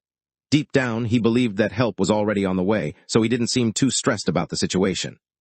Out of nowhere, the young maid picked up on a weird sound. The butler let the grandfather know he'd noticed something moving around in the woods nearby. The family spots something moving closer, and everyone instantly tenses up, ready for whatever might happen next. Right then, 3 goblins came out of the trees, looking super confused and a little freaked out. From above, it's easy to spot the goblins moving in, slowly surrounding the main character's family. The tension builds as they get closer, everyone's nerves on edge as they realize just how outnumbered they are. The creatures let out loud, desperate screams, sounding like they're getting ready to fight. Out of nowhere, 3 monsters suddenly get nailed by wooden stakes, each one driven straight through them without any mercy. The main character's dad just stands there, confused. He can't figure out how this even happened, since he thought the whole place was already checked out and safe. Grandpa shakes his head, not looking too happy. He can't help but think this is what you get when someone spends more time messing around in bars than studying. Out of nowhere, a purple light began to shine around the boy's mom. The glow wasn't bright enough to hurt anyone's eyes, but it definitely grabbed everyone's attention. It was like she was suddenly surrounded by this weird, shimmering energy, making the whole room feel different. The boy could tell something strange was happening, and he couldn't look away. The little sister lets him know that their mom naturally draws in demonic beasts, and it's even worse with the stronger ones. The group hears a bunch of goblin footsteps getting louder, and everyone starts to feel tense. Out of nowhere, a bunch of top-tier goblins showed up in front of them. Leading the group was a beering goblin, clearly the boss. A monster suddenly jumps at the family, swinging its axe like it's out for blood. The grandfather doesn't even flinch. He just gives a look to his guys, and they move fast to take care of things right away. The family jumps right into action, taking on the monsters with their cool elemental powers. Each person uses their own strength, working together to push back against the creatures. It's intense, but they don't hesitate. They know what they have to do. With everything around them getting crazier by the second, the main guy figured it was the perfect moment to make a move. He let his sister know it was time to leave, and together, they started looking for a way out of the mess. The girl holds her little brother close and dashes toward the edge of a cliff. Her heart pounds, but she doesn't slow down. She keeps her grip tight, making sure he's safe as the ground drops away in front of them. The main character's sister doesn't even hesitate. She just leaps off the edge, dropping fast alongside her younger brother. Both of them are falling together, the wind rushing past as they head straight down. Right then, the girl's eyes light up, shining bright as she kicks her special power into gear. She lifts her brother off the ground and takes to the sky, the wind swirling around them. With her power, she glides above the rooftops, holding him close as they move quickly away from danger. The MC was pretty surprised when he saw her flying. He wondered when she picked up that skill. She just let him know that it was something she got as a reward, thanks to the system. The main guy didn't see that coming at all. Hearing the news caught him off guard, and he started to feel a little awkward. He really wanted to know what kind of job it actually was, curiosity all over his face. The girl smiled, letting her brother know that all the system wanted was for him to take a bath. The scene jumps back to an earlier moment. After she finished the mission, she got a special flight technique as her reward, something not many people get. The main guy feels a bit annoyed, thinking it's weird how the system just handed out such a cool reward for doing something so simple. It doesn't really add up for him, and he can't help but question how things work around here. The main character's little sister with her bright red hair stands her ground against a huge serpent. She doesn't back down, swinging her sword and landing solid hits. Even though the snake looks pretty scary, she keeps pushing forward, determined to take it down. Another massive snake suddenly showed up and went straight for the other hunters. Their shields didn't stand a chance. It smashed right through them like it was nothing. The creature swung hard, and one of the hunters got knocked back, her defense totally shattered. On the ground, the woman looked exhausted as she tried to get her captain's attention. She was clearly worn out, feeling like they couldn't keep this up much longer. The stress showed on her face, and anyone watching could tell she was reaching her limit. The captain of the group steps up and faces, wanting to know what's going on and why he is coming at them so aggressively. Everyone can feel the tension as the captain tries to figure out's reason for acting this way. The traitor grinned, looking pretty pleased with himself. He seemed to get a kick out of hearing people scream, almost like it was some messed-up hobby of his. The leader wanted to know who the guy's boss was. He made it clear that breaking the guild's rules was a serious deal and definitely not allowed. The villain just shrugs, making it clear he thinks rules don't matter to him. He acts like laws are just for regular people, not someone like him, and he honestly doesn't even care. He charges straight at the captain, moving fast, his fist pulled back and ready to strike. Instead of going for his main target, he suddenly turns and charges at one of the female hunters. She doesn't even see it coming. He's just way too fast for her to react. The woman, totally worn out and without any options left, turns to her captain, hoping he'll step in and help her out of this mess with the cold guy standing over her. She's desperate, looking for someone to save her from this situation that feels way too harsh. The traitor doesn't hesitate. He just grabs her and throws her straight into the giant serpent's mouth, like he's feeding it a snack. In front of everyone, the giant snake swallows the hunter whole, not even hesitating. No one can believe how fast it happens. The hunter's just gone, and the serpent doesn't seem to care at all. The captain felt completely defeated. He knew the mission was over, and there was no way to fix it. Panic hit him hard, and he just wanted everyone to get out as fast as they could. The only thing left to do was run and try to make it out alive. The red-haired girl stands frozen, her eyes wide as she tries to process what just happened. Fear and shock stop her in her tracks, and for a moment she can't move or even think straight after seeing something so terrifying. The group leader, completely losing his cool, rushes at the traitor with his sword raised. He's got that look in his eyes, full of anger, like he's not thinking about anything except getting payback. Everyone can tell he's dead set on ending this right now. He goes for a strong hit, putting everything he's got into it. But the villain doesn't even break a sweat. He just steps aside, dodging like it's nothing. Out of nowhere, the traitor strikes back, catching the captain off guard and landing a solid hit right on him. When she saw her leader hurt, the young woman got fired up.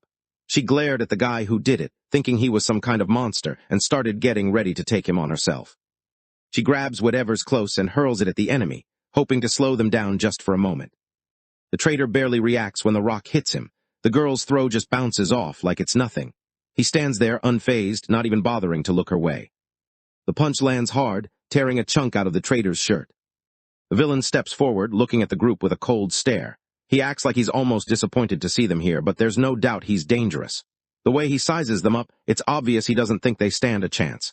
The air feels heavy, and the group can sense that things are about to get bad. He jumps at the girl, his claws out and ready. Shaking with fear, the young woman stands in the middle of broken sword pieces, scattered all around her. Right when things seemed hopeless, the captain moved fast, putting himself between her and the danger.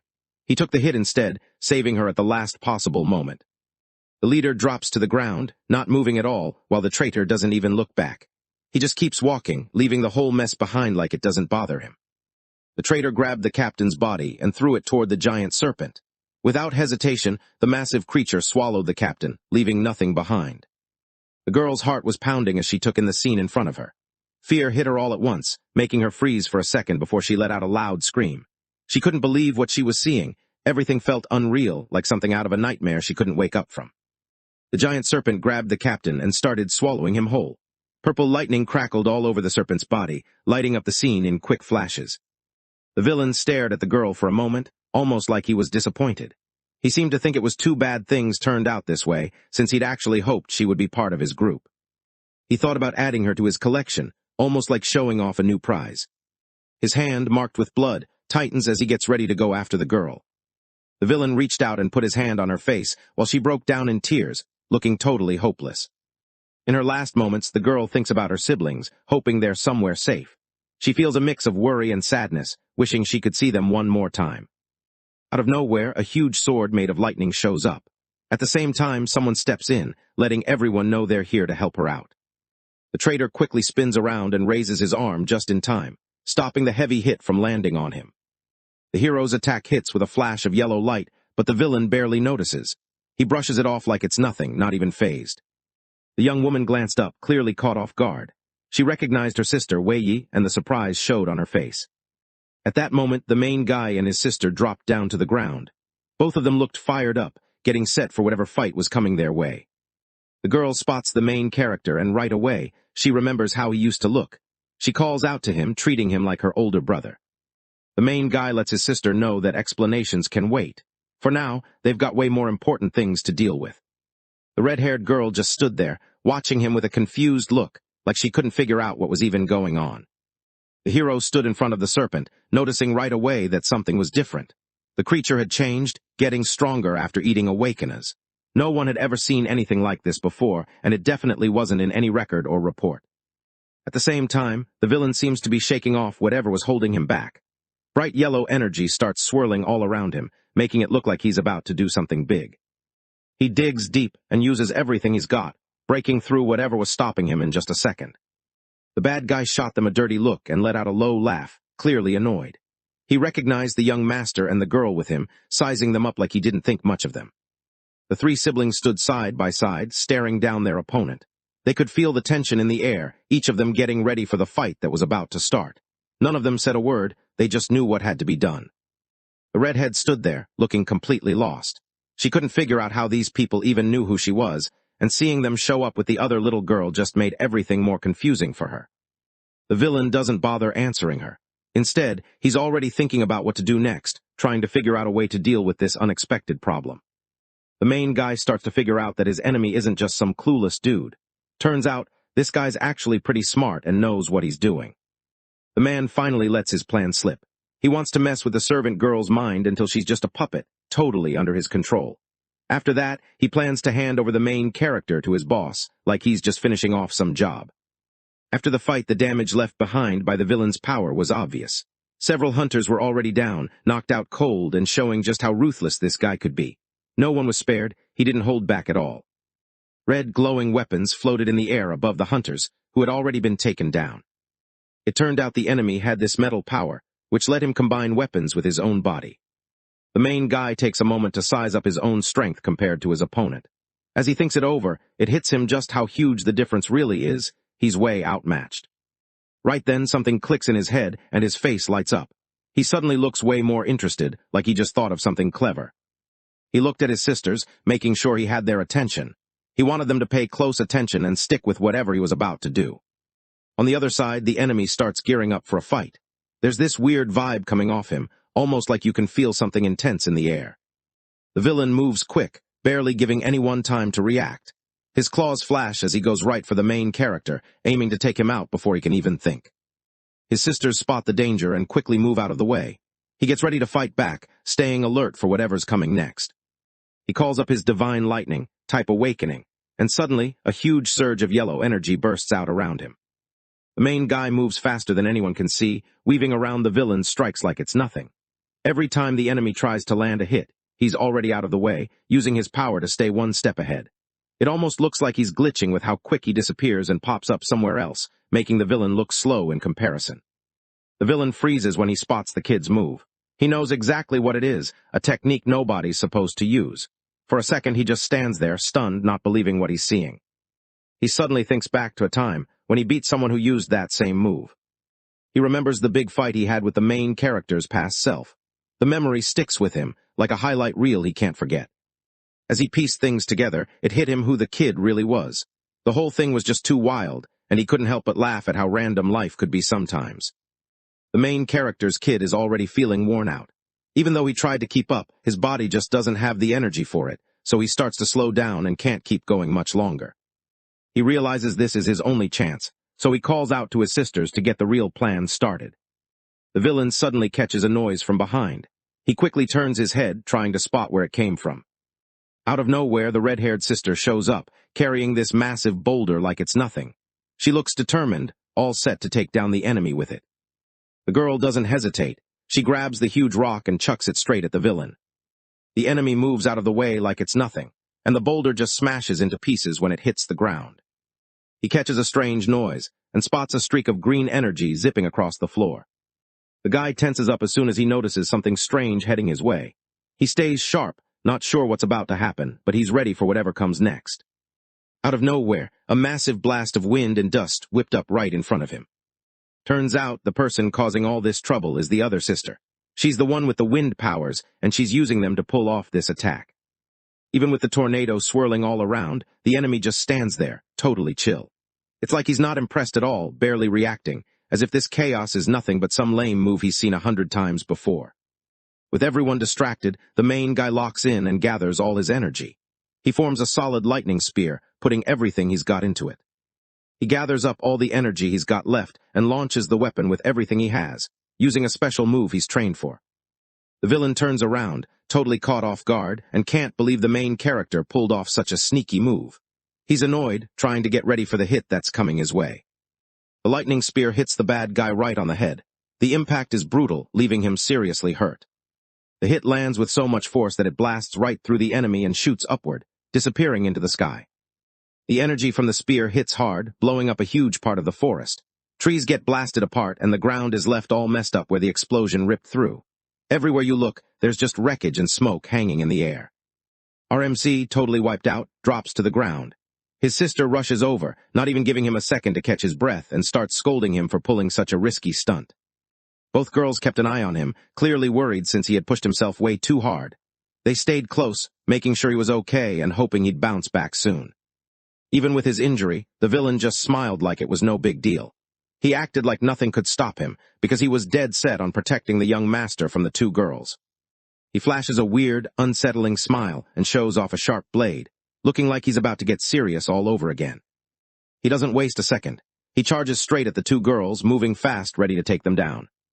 The servant girl spots danger coming fast. Without thinking twice, she jumps in front of the raid leader, trying to block the enemy's attack. Her heart pounds as she braces herself, hoping she can protect her. He swings hard and catches the white-haired girl right on target. The hit is strong, knocking her back with real power. She gets hit so hard that her body lifts off the ground and crashes straight into a tree. The hit knocks the wind out of her, leaving her stunned and struggling to catch her breath. The villain locked eyes with the other girl, making it clear she was next. She could feel the tension building, knowing she wouldn't have to wait long before facing whatever was coming. He changes his hands into sharp blades, getting ready to go in for another ruthless attack. He uses his blades to hold the girl in place, making sure she can't get away. He wants her to help with whatever scheme he's planning, using her as bait for what comes next. Just when it looks like the attack is about to hit the girl, a sudden flash of yellow lightning shoots in out of nowhere. The lightning knocks the attack away, stopping it right before it can reach her. She's safe, saved at the last possible moment. The enemy locks eyes on the main guy, lifting his small dagger and getting ready to strike.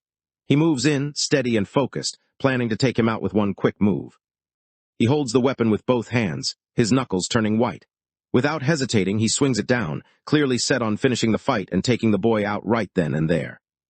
The blade sinks into the main character's back, leaving him hurt and struggling. The villain knocks him back hard, sending him flying across the room. His red-haired sister stands there, feeling totally hopeless as she watches everything happen. The girl finally slips out of her captor's grip, her heart pounding. She rushes to her brother, who's hurt but still hanging on, and helps him up. Not wasting a second, she throws his arm over her shoulder and they take off, moving as fast as they can, not daring to look back. The villain tightened his grip, clearly annoyed and confused about why the main character seemed so eager to risk everything right now. The main guy lay in his sister's arms, looking beat up but not giving in. Even though things looked rough, he wasn't scared. Deep down, he believed the tables were about to turn. In his mind, the real trouble was coming for the enemy, not for him. Blood dripped from his eye, and the guy was clearly pissed. He couldn't believe this kid had the guts to stand up to him like that. Out of nowhere, a figure showed up in the sky, clearly upset and shouting at him. The guy called him an ungrateful mutt for going after his master, making it obvious he was ready to back his side up. The main character's grandfather stands there, staring at him with a look that could freeze anyone in their tracks. His eyes are sharp, full of anger, and it's clear he's not happy with whatever just happened. Anyone watching could tell there's going to be trouble. The villain suddenly realizes that the loud, showy move from before wasn't just for show. It was meant to grab the family's attention. He grins to himself, feeling pretty good about the smart idea he just came up with. The story jumps back in time for a moment. The family pulls up to where the fight is supposed to happen, everyone feeling a little tense. They look around, but the butler lets them know the young master isn't there.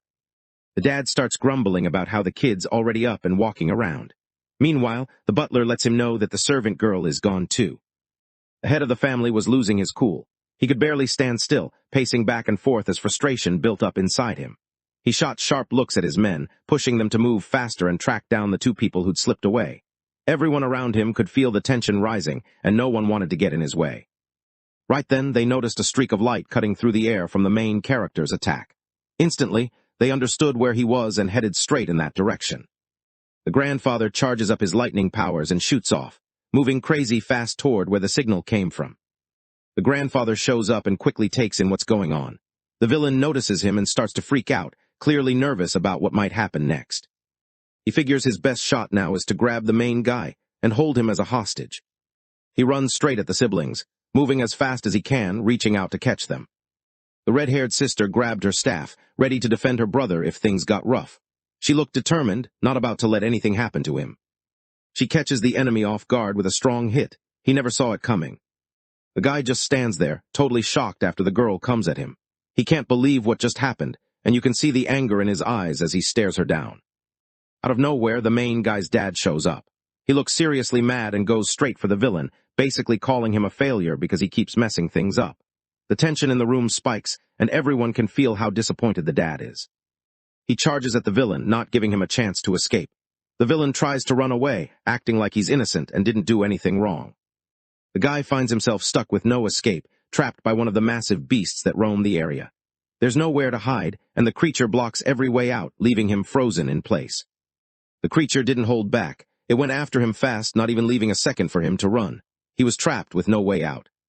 After that, the serpent started to change. Its scales shimmered, turning gold, and it grew bigger and stronger, looking way more powerful than before. The butler hurried over to the kids, letting them know the main character was all right, even though he'd gotten hurt. They could see he was still standing, so that was a relief. The grandfather smiled at the girls, clearly impressed with what they'd done. He let them know that their hard work had paid off. The serpent was finally ready, and they could go collect its rare treasure now. That's when it finally clicks for him. The noble families are actually letting regular people get eaten, so these monsters can grow stronger.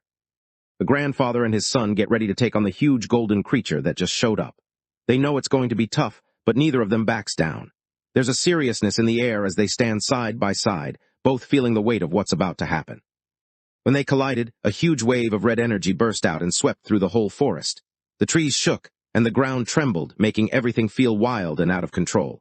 Anyone nearby would seen the flash and felt the power, knowing these two weren't messing around. When the two collided, a huge burst of red energy blasted out, tearing through the whole forest. Trees snapped and leaves flew everywhere, the ground shaking from the force. Through the haze, two shapes slowly come into view. The kids keep their distance, watching carefully to see what's going to happen next. Their hearts race a little, but they feel safer standing back, just taking it all in. At that moment, he finally figured it out. The noble families had been using regular people as food for these beasts, helping the monsters get stronger. Grandpa and Dad are gearing up to face off against this crazy strong golden creature that just showed up. He realized this harvest turned out way better than he thought it would be that day. Grandpa told the butler to take the two girls and gather the rest of the stuff needed for the warehouse. In his mind, the old man is already planning how he's going to sneak the junk items in with the scrap and sell them off to regular hunters who won't notice the difference. He's got his eye on the good stuff, planning to hike up the prices so the teams have to spend way more than they should.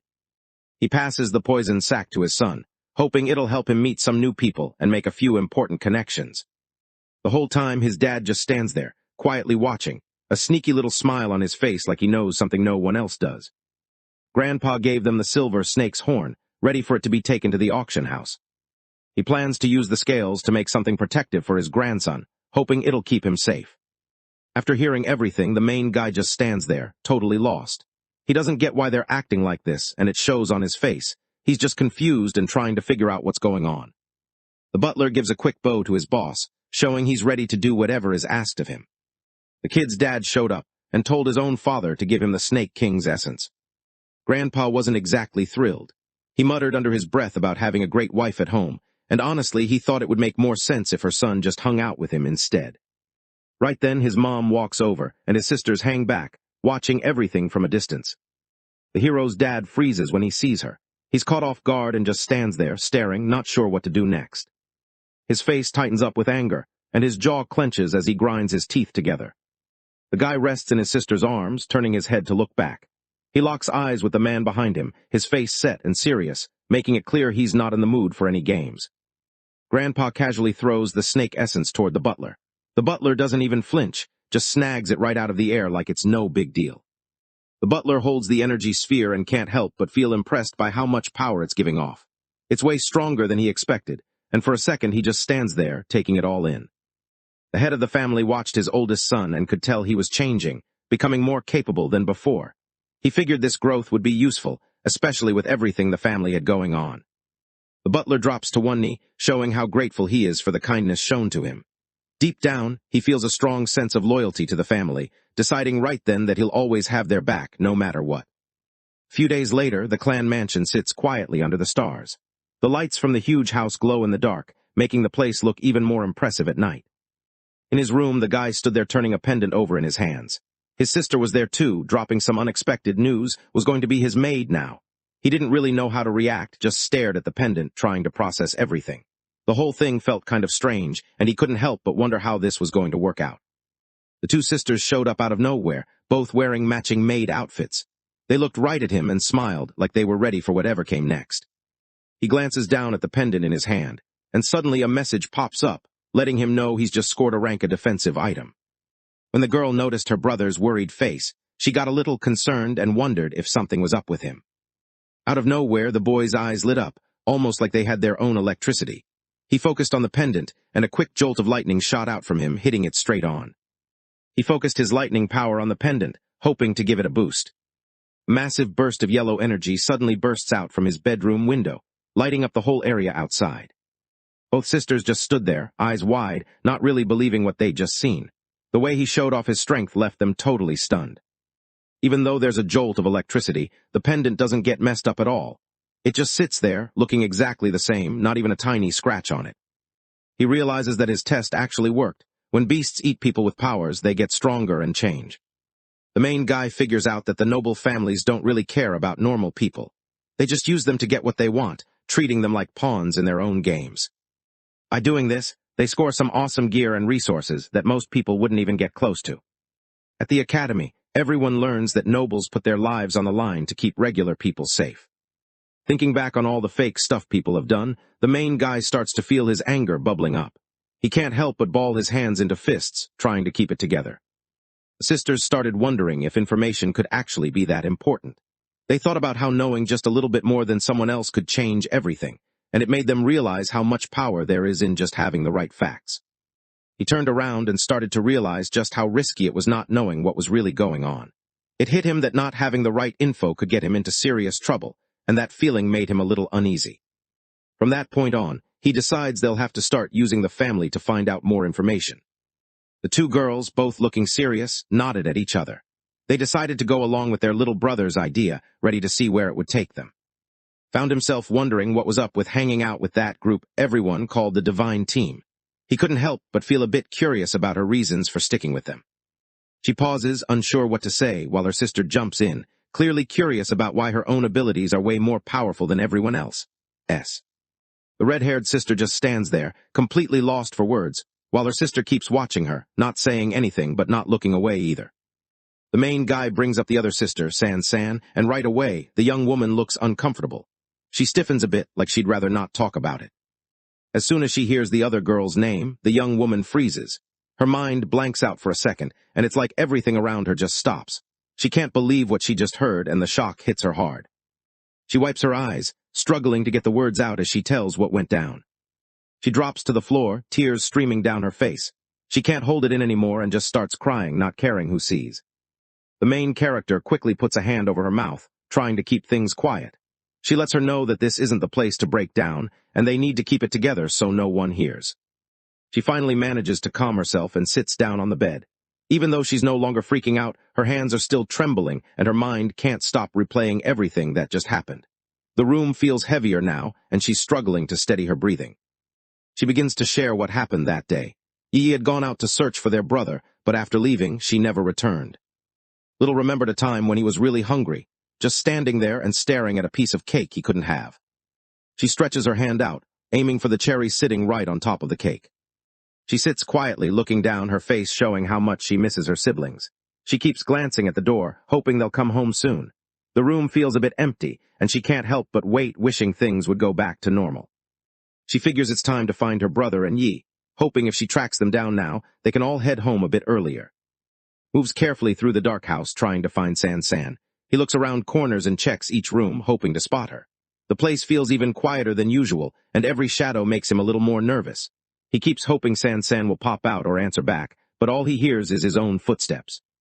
She felt a jolt of fear and took off down the dark hallway, her heart pounding. The shadows made everything seem creepier, and all she wanted was for her sister to cut it out and stop messing with her. Back in the present, the boy finds out that ran away from home, and the news totally throws him off. He didn't see it coming at all, and now he's left just trying to process what happened. From the rooftop, she noticed the beast tide wasn't just some random disaster. She figured out it was actually started by someone with bad intentions. The main guy wonders if beast tides are really just wild disasters that nobody can control. She remembered running across the rooftops looking everywhere for San. Her heart was pounding, and she felt like she might never find him in the huge city. Every shadow and sound made her hope it was him, but the rooftops just stretched on and on. She hurried to the door, her hands scrambling to get it open. At the same time, she hoped the kid would hurry up and get out of there before anything bad happened. Right then, she glances to the side. Her face goes pale, and anyone could tell she's seriously scared and anxious. Up on the rooftop, she noticed a strange guy standing alone. He had a staff in his hand, and the full moon lit him up from behind, making the whole scene look kind of unreal. The guy's face was lost in the darkness, but his eyes stood out, glowing bright red. He lifted his staff, and it started to shine with a strong, pulsing light. He brought his staff down hard on the ground, and as soon as it hit, a huge burst of energy rushed out. A huge red magic circle appeared on the ground, lighting up everything around it. A red light burst out from the circle, shooting straight up into the dark sky. A bright red beam shot upward, punching straight through the clouds and leaving a gaping hole in the sky. Suddenly, a glowing red portal started swirling where the beam had hit, lighting up everything below. Out of nowhere, a huge lizard-like eye stared out from the portal. Froze, his whole body tense with fear. He felt completely freaked out, like he couldn't move or even breathe. Out of nowhere, a strange red portal showed up in the night sky. Out of the portal came a bunch of red, scary-looking beasts. They looked like they were ready to tear up the whole city, and anyone watching could tell things were about to get chaotic. Feels a chill run down her spine just thinking about what happened. Her eyes start to water, and it's clear she's still really shaken up by the whole thing. Even remembering that moment is enough to make her feel scared all over again. In her memories, she found herself completely alone, with huge red demonic beasts closing in around her. Out of nowhere, a portal opened up high in the sky. All kinds of strange creatures started coming out, dropping down and going after anyone they could see. It was total chaos, with people running everywhere trying to get away. She told him how a demon wolf had been after her, and right then, a new panel showed up. The system popped up a message, letting her know she just unlocked a special power that made her body stronger. She listened to the system and jumped from one building to the next, trying to get away. The gap was pretty big, but she managed to land safely on the other side, her heart pounding from the rush. Back in the present, she explains how she kept running until she finally came across the subjugation team, who ended up taking her in. The main guy just couldn't believe it. Another system showed up out of nowhere, and all these crazy things kept happening to him. It felt like every time he thought he'd seen it all, something even weirder or more unbelievable happened. He was still trying to wrap his head around it, wondering if this was really his life now or if he was just dreaming. He started thinking that if everyone else had these systems, maybe he had one too. That meant there was still a chance was out there somewhere, still alive. The hero nodded, deciding to use the family's connections to start looking for any hints about her. He figured their network might be the best shot at tracking her down. Out of nowhere, mentioned that the system just gave her a new task, and there's even a reward waiting for her. Out of nowhere, she grabs her brother and lifts him up. He doesn't see it coming at all and just freezes, totally caught off guard. He's scared out of his mind, thinking about whether the same thing is about to happen to him all over again. The two sisters dashed away, full of energy.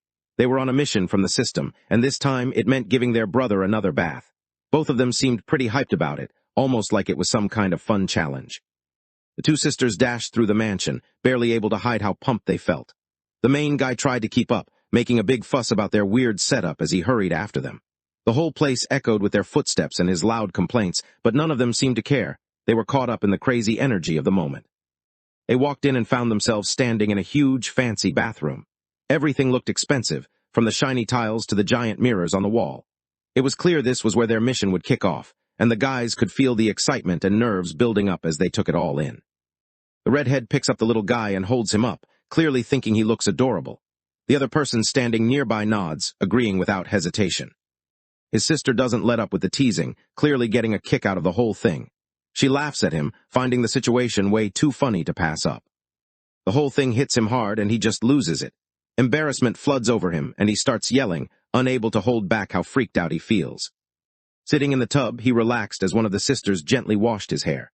The other sister sat nearby, watching him with a soft smile, clearly enjoying the quiet moment together.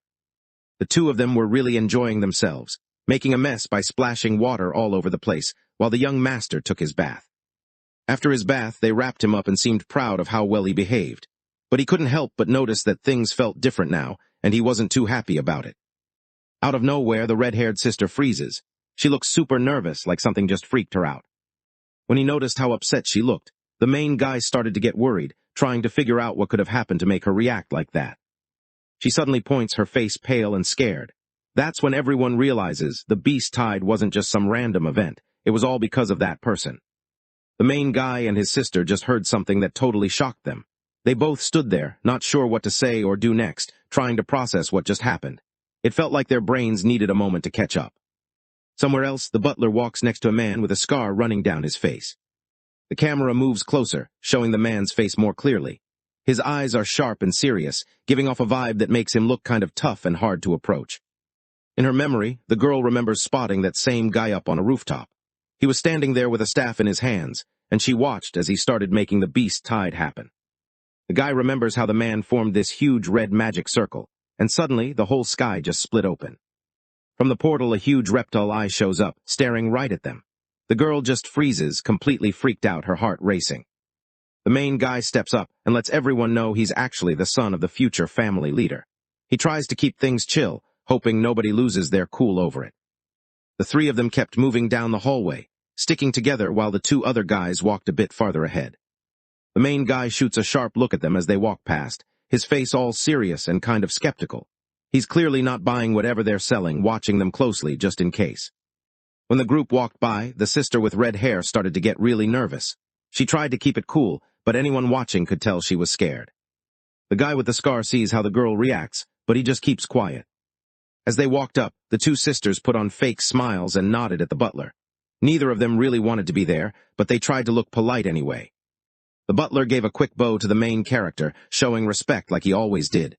He called him master, keeping things pretty formal between them. He stands there staring as the two head down the hallway. His face is all serious, not breaking for a second, just watching them go until they're out of sight. Joe and the butler stopped in front of a big door. The butler paused for a second, then let everyone know that Joe King was back and ready to meet the guy in charge. The MC figures out that the room they're near is actually the meeting room. Curious about what's going on inside, he quietly hangs back and listens in, hoping to catch something interesting from their conversation. His sister starts to get nervous, looking around like she's worried someone might spot them. He didn't seem bothered at all and looked like he already knew what to do. Even though she was worried, he acted calm, almost like he had something figured out.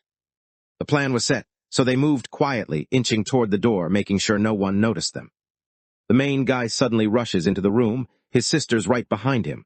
One of the guards shouts at him, trying to stop him from going any further. Inside the room, his grandfather sits at his desk with two men. Both guys glance up, surprised by what's happening. The sisters looked really embarrassed as they bowed their heads, trying to say sorry. They clearly felt bad because they just couldn't stop the main guy, no matter how hard they tried. The little guy doesn't pay attention to anything going on around him. He just takes off, arms stretched out, heading straight for his grandpa. The head of the family waved everyone else away and looked over at his grandson, smiling as he motioned for him to come closer. The main character sat on his dad's lap while his dad started telling him about how strong their family really was. Then, his dad wanted to know if he'd heard anything about the new beast tides. The butler stands quietly next to the man with the scar. Both of them pay close attention as the master gives his instructions, not wanting to miss a single detail. The guy hears that some new groups of beasts have already been spotted, and now everyone's on edge, knowing those things could show up and attack any time. When he finds out what's really going on, the guy can't help but get mad. It hits him that the academy isn't being honest with anyone. They're just throwing students right into a dangerous situation without telling the truth. Back in time, he remembers sitting in class when the teacher explained how the tides are basically a kind of natural disaster. The teacher went on to say that the awakened are the ones who step up to protect everyone from these dangers. The butler had already set things up so the guild would offer missions with big rewards. Because of that, a bunch of teams started showing up, all hoping to get in on the action. The grandfather looked at the man with a nod of approval, feeling proud that the man's family had stuck by his own for 3 generations. That kind of loyalty really meant something to him, and he couldn't help but feel satisfied knowing their families had shared that long history together. The butler nodded at the guy with the scar, and just like that, the man knew exactly what to do. The guy drops to one knee right away, showing respect. He's clearly proud to have a chance to work for the family, not even hesitating for a second. The butler felt really grateful for the gift. Because of it, his son managed to hit peak B rank, which was a big deal for their family.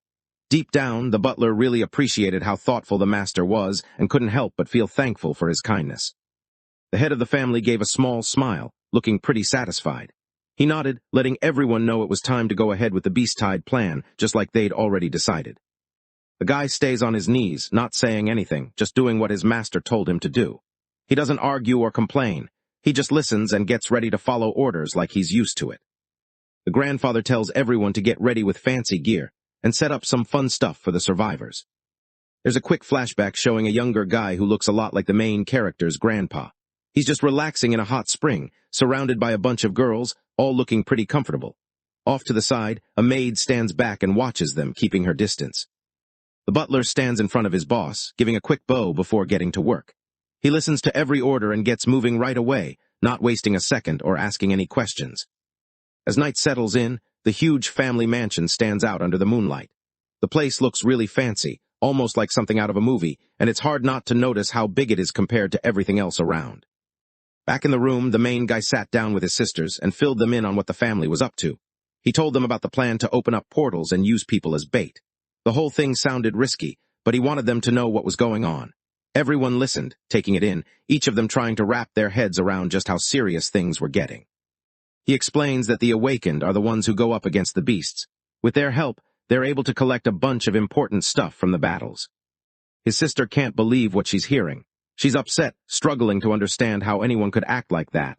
To her, it just doesn't feel right, almost like those people don't even see others as human. The main character points out how the nobles see things. For them, they're the only real people around. Everyone else, just treated like animals, not even close to equals. The red-haired sister starts to bring up the idea of sharing their plan with everyone, but the guy quickly shuts her down before she can say more. He thinks that no matter how honest they are, people probably won't trust them anyway. Both of them started to feel uneasy, not sure what to do next. They turned to their brother, hoping he might have some answers or ideas about what they should do now. The main guy makes up his mind. He's had enough of the family's guys causing trouble, and he's ready to step up. He knows the Beast-Tide isn't going to stop on its own, so he decides to take things into his own hands. No more sitting back. He's going straight after the problem, determined to stop both the goons and the chaos they're bringing with them. He motions for his 2 sisters to come over, so he can fill them in on what they're about to do. Both girls move a little closer, curious about what he's going to say next. He leans in close and quietly shares what he's thinking. The others focus in, not wanting to miss a single detail of his plan. The boy looks at them, checking if they got what he just explained. Both of them give a quick nod, showing they're on the same page. Even though they tried to hype themselves up, the doubt was still there. Deep down, everyone wondered if they actually had what it took to beat someone that powerful. The thought kept nagging at them, making it hard to feel confident. The main guy figures he's got about 3 weeks to get everything ready, because the plan starts up at the end of the month. He lifts his baby bottle, acting like it's some kind of secret weapon. He seems pretty sure that this is how they're supposed to get stronger, but his sister just stares at him, not getting it at all. She looks a little lost, trying to figure out what he's even talking about. At that moment, the young guy stood there, his white hair getting messed up by the wind. He shot an annoyed look, clearly frustrated, but tried to play it cool. He moves fast, grabbing the bottle and sticking it right into his other sister's mouth before she even knows what's happening. She looks totally caught off guard. She grabs the milk and takes a sip, not expecting anything special. Out of nowhere, she feels her strength shoot up, way more intense than anything she's ever felt at the gym or practicing. It's like all that training got fast-forwarded, and she can't believe how strong she suddenly feels just from drinking milk. The main guy heads out, deciding he might as well grab some food for himself while the others hang back and finish their milk. The main character's mom is sitting quietly, lost in her own world, just trying to relax and clear her mind. Out of nowhere, her son walks in and breaks the silence, snapping her out of her peaceful moment. She starts to grumble about how he always seems to be hungry, never really full no matter how much he eats. In her eyes, he's just a bit of a troublemaker, always wanting more food. 3 weeks passed, and the main guy started to feel like he might be reaching his limit. Sitting there, he stared at the system screen, kind of lost in thought, wondering if this was as far as he could go. The system lets him know he's got a new skill. He starts to think about whether he could actually become by taking over someone else's body. He wonders if there's a way to get back to normal without having to go through something as weird as spending another 9 months in the womb. The guy starts to catch on that his new skill isn't just for show. It could actually help him out in a fight. It hits him that maybe, just maybe, this ability could be the edge he needs the next time trouble comes his way. The illustration shows the main character pulling off his new move, using it right in the heat of battle to go straight after his opponents. It's clear he's found a way to turn things around, and you can almost feel the focus and energy as he puts this technique to the test. The whole scene gives off that vibe of leveling up, like he's finally figured out how to take control and hit back harder than before. Right at that moment, his sisters rushed into the room, full of energy. They looked super excited, and from the way they acted, it was obvious that everything was finally ready. The 3 siblings all sat together in the same room, trying to figure out what to do about the enemies getting closer. They tossed around different ideas, each of them thinking hard about how to stop whatever was coming their way. Even though things felt tense, they knew they had to come up with a solid plan if they wanted to protect themselves. In another scene, the white-haired sister leans in close, letting her brother know she's already looked into everything about the guy called Joe Chum. Turns out, she lets him know that he's actually a divine awakening master, and finished near the top of his class at the academy. Just then, another maid stepped in and told everyone to quiet down. She seemed serious, reminding them that the guy they were talking about was actually dangerous. At the siblings' meeting, the sister with red hair joined in, letting everyone know she'd found out something important about him too. Rumor had it the Lord handed him some rare life essence, and that's what helped him reach the top of B rank. The youngest sister hears what's going on, and it hits her. This guy is way tougher than the last enemy they went up against together. It's clear to her now that they're dealing with a whole new level of power. The main character takes a moment to think about where he stands. He realizes he's barely made it to the first level of C rank. It's not much, but it's a step up from before. He knows he still has a long way to go, but at least he's making some progress. Managed to reach the top of D rank in just 3 weeks, which was pretty impressive. But even with both of them teaming up, they still didn't have much of a shot. The redhead suddenly looked more confident. After helping him out with a bath, she had discovered a new skill. She seemed eager to let everyone know they didn't need to stress about the situation anymore. Both sisters suddenly light up, their faces full of curiosity. They can't wait to find out what kind of power she discovered. The girl flashed a confident smile, feeling pretty proud as she explained that her new move had an awesome name. She suddenly pauses for a second, then gets into a fighting stance. Looking fired up, she announces in her head the name of her next move, Bloodthirsty Rush.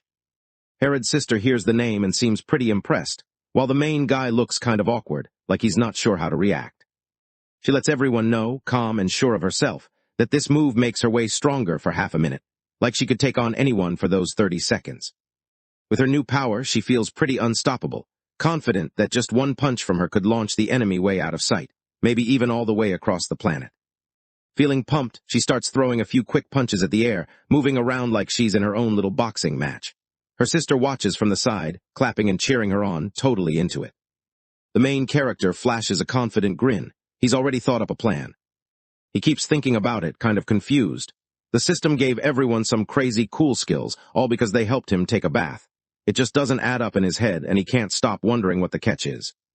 He can't help but feel uneasy, thinking their strength might not cut it against the enemy.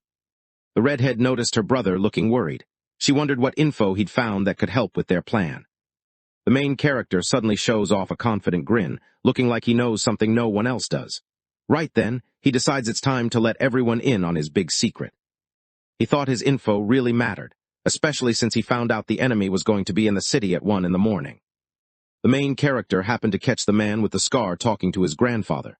He listened quietly as the man explained that everything was set for the attack planned at 1 a.m. The red-haired sister hears the news and just freezes. She wasn't expecting it at all, and for a second she can't even react. It's one of those moments where everything just kind of stops and she's left processing what she just heard. She starts freaking out a bit because that spot is exactly where her Divine Awakening group hangs out. She suddenly realizes the commander is in trouble. Without wasting a second, she takes off, sprinting to alert the rest of the group about the attack. Her heart's pounding as she races through the chaos, just hoping she gets there in time. The young hero steps in, catching her by the arm. A small spark of lightning crackles from his hand, just enough to keep her from moving forward. He reminds her there's no need to rush. They still have some time left, and there's a chance to help everyone. He looked focused, already thinking of how he was going to take down. He had a plan in mind and felt ready for whatever was coming next. Both sisters light up, getting all hyped and curious to know if he's actually got a plan figured out already. The young guy moves closer, lowering his voice as he quietly shares what he's planning. He's got a secret plan, and he's careful about who hears it, making sure only the right people know what's up. He feels sure about their plan and isn't worried about the clock. Tonight, he knows they're finally going after Joe, and he's ready for it. The two sisters shared a quick look and nodded, both feeling set for what was coming next. They didn't say much, but you could tell they were on the same page and ready to get started. As night settles in, the city gets quieter, and a bright full moon hangs overhead, casting enough light for what's about to go down. Everything feels kind of tense, like the whole place is holding its breath, waiting for the operation to kick off. It was almost midnight, and the clock on the wall showed that time was running out. The ambush was about to begin, and everyone could feel the tension building up. The three siblings pulled on their black clothes and masks, getting ready for whatever came next. They moved quietly, checking their stuff one last time, all set to kick off their plan. Words started going around that the enemy had this crazy move called Divine Whip. Everyone got a little tense, knowing they'd have to watch out for it. With this move, he can turn his arms into whips, using that along with his boosted strength. With this power, he can break through even the strongest metal armor out there. The three friends jump down from the rooftop, slipping quietly into the shadows as they start their mission for the night. With the full moon glowing behind them, they glide across the night sky, moving fast and light as shadows. As the group moved down toward the building, one of them noticed something important. He picked up a signal, and it looked like the person they were searching for was inside. Everyone started getting ready, feeling a mix of nerves and excitement. The girl with white hair felt relieved. Thanks to her friends from the pomegranate group, things moved along a little faster than she expected. She appreciated having people she could count on. They glance down and notice a building with a single light on. Right away, it's clear that's where the enemy is hiding. The three guys move quickly along the side of the building, trying to stay out of sight as they get closer to what they're after. The guys quickly move behind a wall, keeping low so they don't get spotted. From their hiding spot, they watch the enemy, trying to figure out what their next move should be. Up on the rooftop, the guy stands with a staff in his hand. It gives off this steady red glow, almost like a warning light you can't ignore. One of the sisters looked like she was about to jump in and start a fight, but the main guy held her back. He wanted her to chill out and wait, not rush into things. The villain focuses hard, channeling a ton of energy into his staff. He grips the weapon tight, and red lightning starts to spark from it. You can tell he's getting ready to let loose everything it's got. The main character spotted a good chance, and quickly signaled his sisters to go for it. The red-haired guy slammed his fist into the ground, pulling up a massive chunk of concrete like it was nothing. She throws the slab as hard as she can, aiming straight at their enemy. The guy moves quick and dodges the attack without much trouble, but the rock still manages to catch his face on the way by. He stands there a bit dazed, trying to process what just happened. The hit caught him off guard, and for a second everything feels kind of blurry. He was hit out of nowhere and instantly got mad. He looked around, trying to figure out who would even think about going after him. He stares hard at the hole in the wall behind him, left by whatever just shot through. Right when everyone's attention slips for a second, the other sister spots her chance. She moves quick, sliding in to grab the enemy's staff before anyone even notices. The villain suddenly gets it, he just got played. He spins around, face twisted with anger, locking his eyes on the girl. He's not holding back now and gets ready to go after her. The villain's arm changed shape, turning into something that looked almost unreal. With a quick move, he lashed out, using his new power like a whip. A long arm stretches out fast, reaching for the girl before she even has time to react. She blocks the hit with her leg, then pushes off with her staff, flipping herself out of his reach. The sister grabs the weapon and throws it as far as she can, making sure it's out of the enemy's reach. The enemy glances back, just in time to catch the staff spinning through the air toward him. The villain focused, reaching out with his divine whip power. He tried to pull his weapon back, hoping it would snap right into his hand. Out of nowhere, a bright yellow flash cuts through the air, racing straight at the villain. The energy behind it is obvious. Even from a distance, anyone could tell this wasn't something to mess with. The guy suddenly freaks out when he notices there's no way to dodge what's coming. It hits him that he's out of time, and there's nothing he can do to get away. The lightning slams right into its target, setting off a huge burst of energy. After checking out what happened, the main guy let his sister know they managed to land a solid hit on him. The enemy stepped out of the thick smoke, his arm badly burned. He looked furious, yelling at them with all the anger he had. The main guy and his sister couldn't believe it when they saw he was still alive after the attack. Both of them just stood there, totally stunned, trying to process what just happened. It felt unreal, like something out of a wild story, but there he was, still breathing against all odds. The villain stood in front of them, looking like he meant business. He made it clear that he wanted to mess with their heads, acting like they'd seriously regret ever crossing his path. The tension in the air was heavy. Nobody really knew what he'd do next, but it was clear he wasn't messing around. The enemy doesn't even hesitate. He jumps straight at the three of them, looking totally set for a fight. The young guy quickly slid backward, signaling his sisters that it was time to switch things up and go with Plan B. He felt a rush of nerves, hoping they were all on the same page. With the enemy's weapon gripped in her hands, the white-haired sister gets ready for whatever's coming next. She stands alert, eyes sharp, not about to let her guard down. She grips the staff tightly and starts spinning it with a ton of power, getting ready to move on to what comes next. Right then, she throws the staff over to her brother. The main guy grabs the staff right when the redhead and the villain are about to go at it. Both of them start showing off their fighting energy, and you can almost feel the tension building up in the air. The siblings didn't waste any time. They rushed straight into the chaos, aiming to help the red-haired huntress. She was clearly outnumbered, surrounded by a group of monsters, and things looked rough for her. The girl begins to keep up with the guy, meeting his strength step for step. He can't believe how strong the girl is. Watching her, he starts to wonder who these kids really are and how they got so powerful while they're still so young. Doesn't seem bothered at all. At that moment, the main guy pulls out the red scepter. He gets ready to use one of his strongest moves, looking focused and determined, like he knows this is his big chance. The little guy lifts his hand, and out of nowhere, a huge bolt of lightning comes crashing down from the sky. It lights up everything around him, buzzing with so much power that it makes the air feel heavy. The traitor has no idea what's going on and just stares, confused by the weird skill he's seeing. He can't figure out what it is or how it's even possible. Suddenly, a red portal tears open in the sky. Dark, twisted claws start reaching out from the hole, making everything below feel tense and uneasy. The boy notices something's wrong and realizes everyone's in trouble. Panic hits him hard, and he rushes to warn the others, hoping they'll all make it out before things get worse. Pushes the girl, and she loses her balance, falling down onto the ground. Right after the hero chucks a baby bottle, it sails through the air, heading right for the henchman. The guy tries to stop the bottle, but as soon as it hits, it explodes all over him, soaking him in milk from head to toe. Just stands there totally confused. He's trying to figure out why someone would come at him with a baby bottle. The whole thing is so random that his brain is still catching up. Out of nowhere, a big red monster showed up. The villain just stood there, looking pretty pleased with himself, almost like he was thanking everyone for making things so easy. It was obvious he thought he'd tricked them all into doing exactly what he wanted. Up above, a soft yellow light starts to shine in the sky. The traitor notices it and can't help but stare, curious about what's going on. Out of nowhere, a streak of golden light shot past and hit the monster that had just chomped down on. He shrugs the beast off without much trouble. Figured his mission was done, thanks to their help. With that sorted out, he decided it was time to head out on his own. Right then, the guy suddenly notices something off.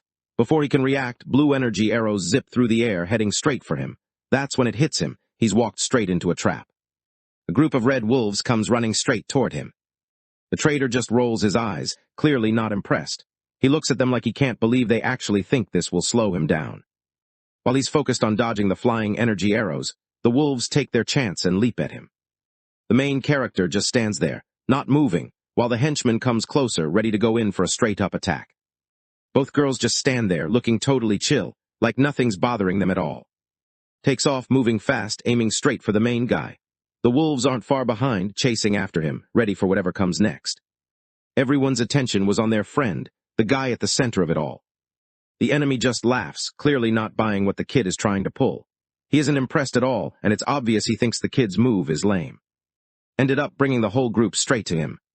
The girls let out terrified screams as they watched their brother in serious trouble, surrounded by wild animals and about to get hurt. Panic and fear hit them hard, knowing they can't do much to help. The hero saw his friends getting too close, so he quickly warned them to back off and stay out of the way. He didn't want anyone else getting caught up in the fight. The villain perks up when he hears the boy's voice. Something about it feels familiar and it bugs him. He tries to remember where he's heard that voice before, his mind racing through old memories and places, but nothing clicks right away. Still, that feeling of recognition sticks with him, making him curious about who this boy really is. He turns around, trying to figure out where he's heard that voice before. He looks at the smaller guy, searching his memory, hoping it'll click. The traitor freezes up the moment he realizes whose voice he's hearing. It hits him all at once. He actually knows this guy. For a second, he can't believe it and just stands there, totally thrown off. The wolves didn't even bother with the boy. Instead, they turned their attention to Q and jumped right at him. Couldn't help but freak out as the wolves kept coming after him, ignoring the kid completely. He wondered why he was the only one getting chased, feeling both confused and a little annoyed. It just didn't seem fair.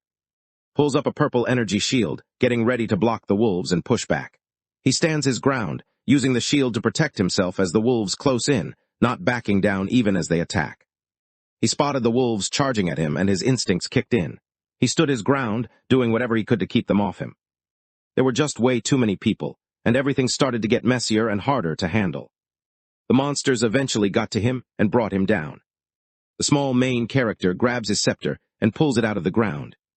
The red lightning disappears from the sky, leaving nothing behind but what's left of on the ground.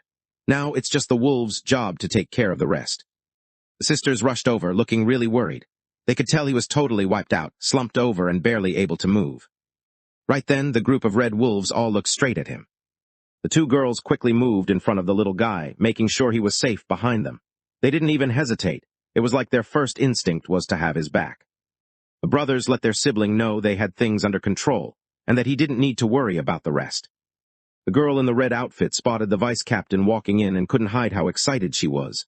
She waved, trying to get his attention, clearly glad that backup had finally shown up. A woman with purple hair dropped down from above with her team right behind her. They all looked ready to jump into a fight, focused and alert, like they'd done this 100 times before. The guy lets out a deep breath, feeling the weight lift off his shoulders now that everything's done. The mission's finally over and all that's left is heading home. He can't help but feel a quiet sense of victory, nothing too flashy, just the satisfaction of getting through it. The next day in a huge, fancy house, someone started yelling like crazy.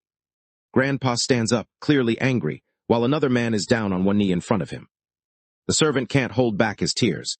He's standing in front of the boy's grandpa, feeling totally defeated. He's upset with himself, thinking he let everyone down and just hoping Grandpa might forgive him. The boss lost his cool, blaming Joe Ching for messing things up right when it mattered most. That just made him even angrier. The butler noticed his boss getting worked up and tried to keep things chill. He promised he'd look into what was going on and make sure to clear things up. The older guy's hand shakes a little, but you can tell he's starting to calm down. Still, he's obviously annoyed, like he's nowhere near letting it go yet. Word got around that the family's leader was out for payback after what happened to his son. Nobody expected him to let the traitor off easy. He was the type to hold a grudge. The servant felt grateful to the boss and made up his mind to figure out who was responsible for the attack. He wasn't going to let it slide. He wanted answers and wasn't planning to give up until he found out the truth. Right at that moment, a woman steps into the room and looks around for the butler, who's still down on one knee on the floor. The boy's mom noticed the baby was eating more than usual, which threw off her plans to go shopping that day. She seemed a bit stressed, trying to juggle everything at once.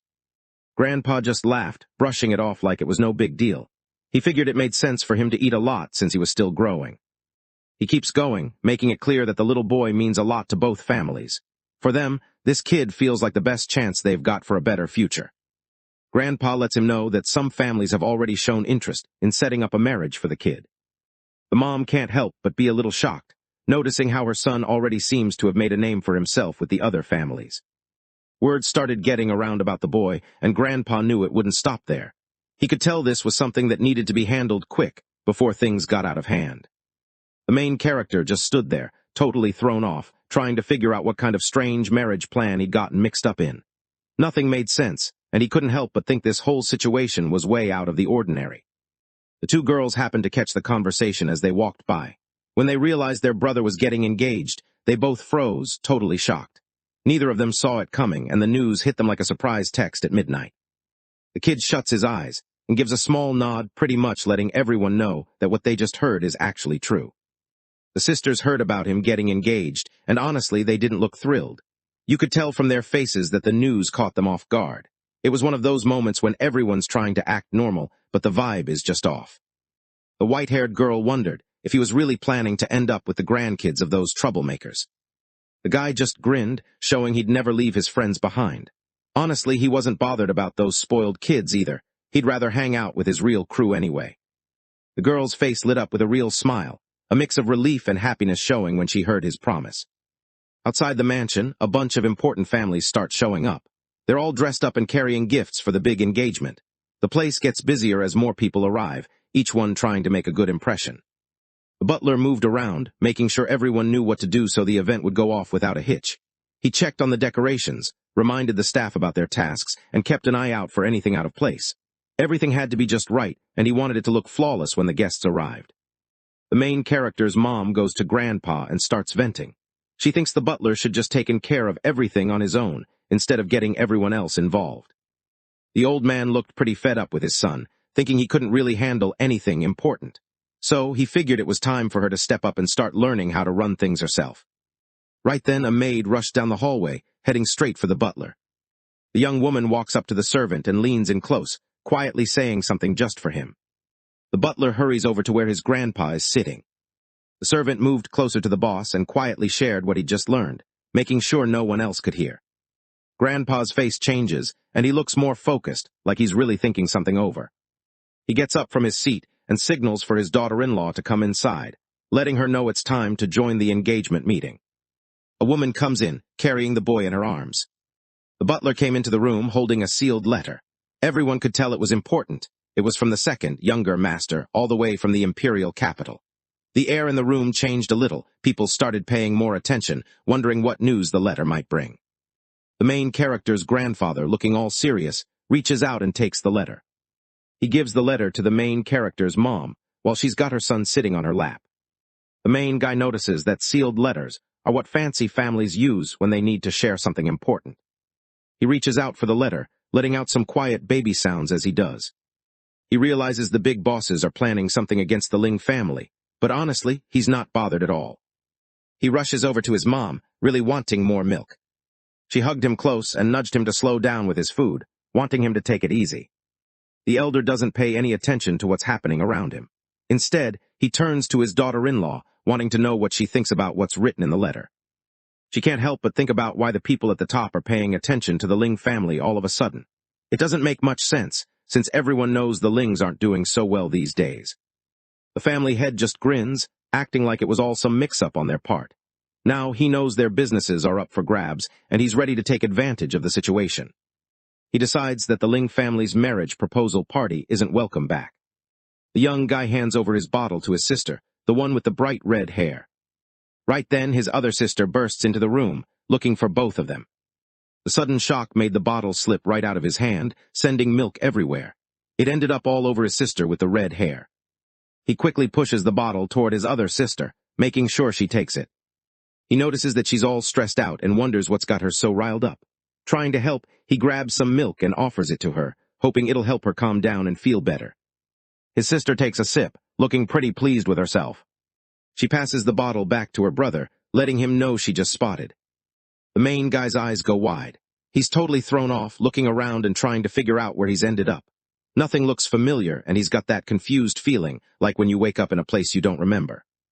The sister lets him know she's over at the Ling family's place for a marriage proposal party. In a quick flashback, the older sister is working at the event when she spots the Ling family walking in. She notices them right away, taking in how they make an entrance. She spots their carriage rolling in, and one of the girls starts getting things together to help out. Sat quietly inside the carriage, feeling kind of awkward in a maid's dress. The main guy freezes for a second when he hears someone mention the Ling family. It's like his brain just hit pause. He wasn't expecting that name to come up, and now he's running through all the reasons why it matters, trying to figure out what this could mean for him. When their brother made a weird face, the two girls noticed right away and tried to figure out what was bugging him. The hero feels a surge of anger as he thinks about the family. He's convinced they're about to wipe out the Ling family, and it's clear he's not happy about it at all. He starts freaking out, waving his arms and trying to get everyone to help figure out how to get out of that place. He thinks he can slip away, but just as he's about to bolt, his mom pops up out of nowhere and stands right in front of him, cutting off his escape. His mom looks at him with that serious face she always makes, wanting to know where he's going this time. His mom grabbed him and made sure he didn't take off. She told him that Grandpa wanted him at the meeting, so he had no choice but to go along. She picks him up and takes him away, leaving his sisters behind. They just stand there, looking really worried about what's going to happen next.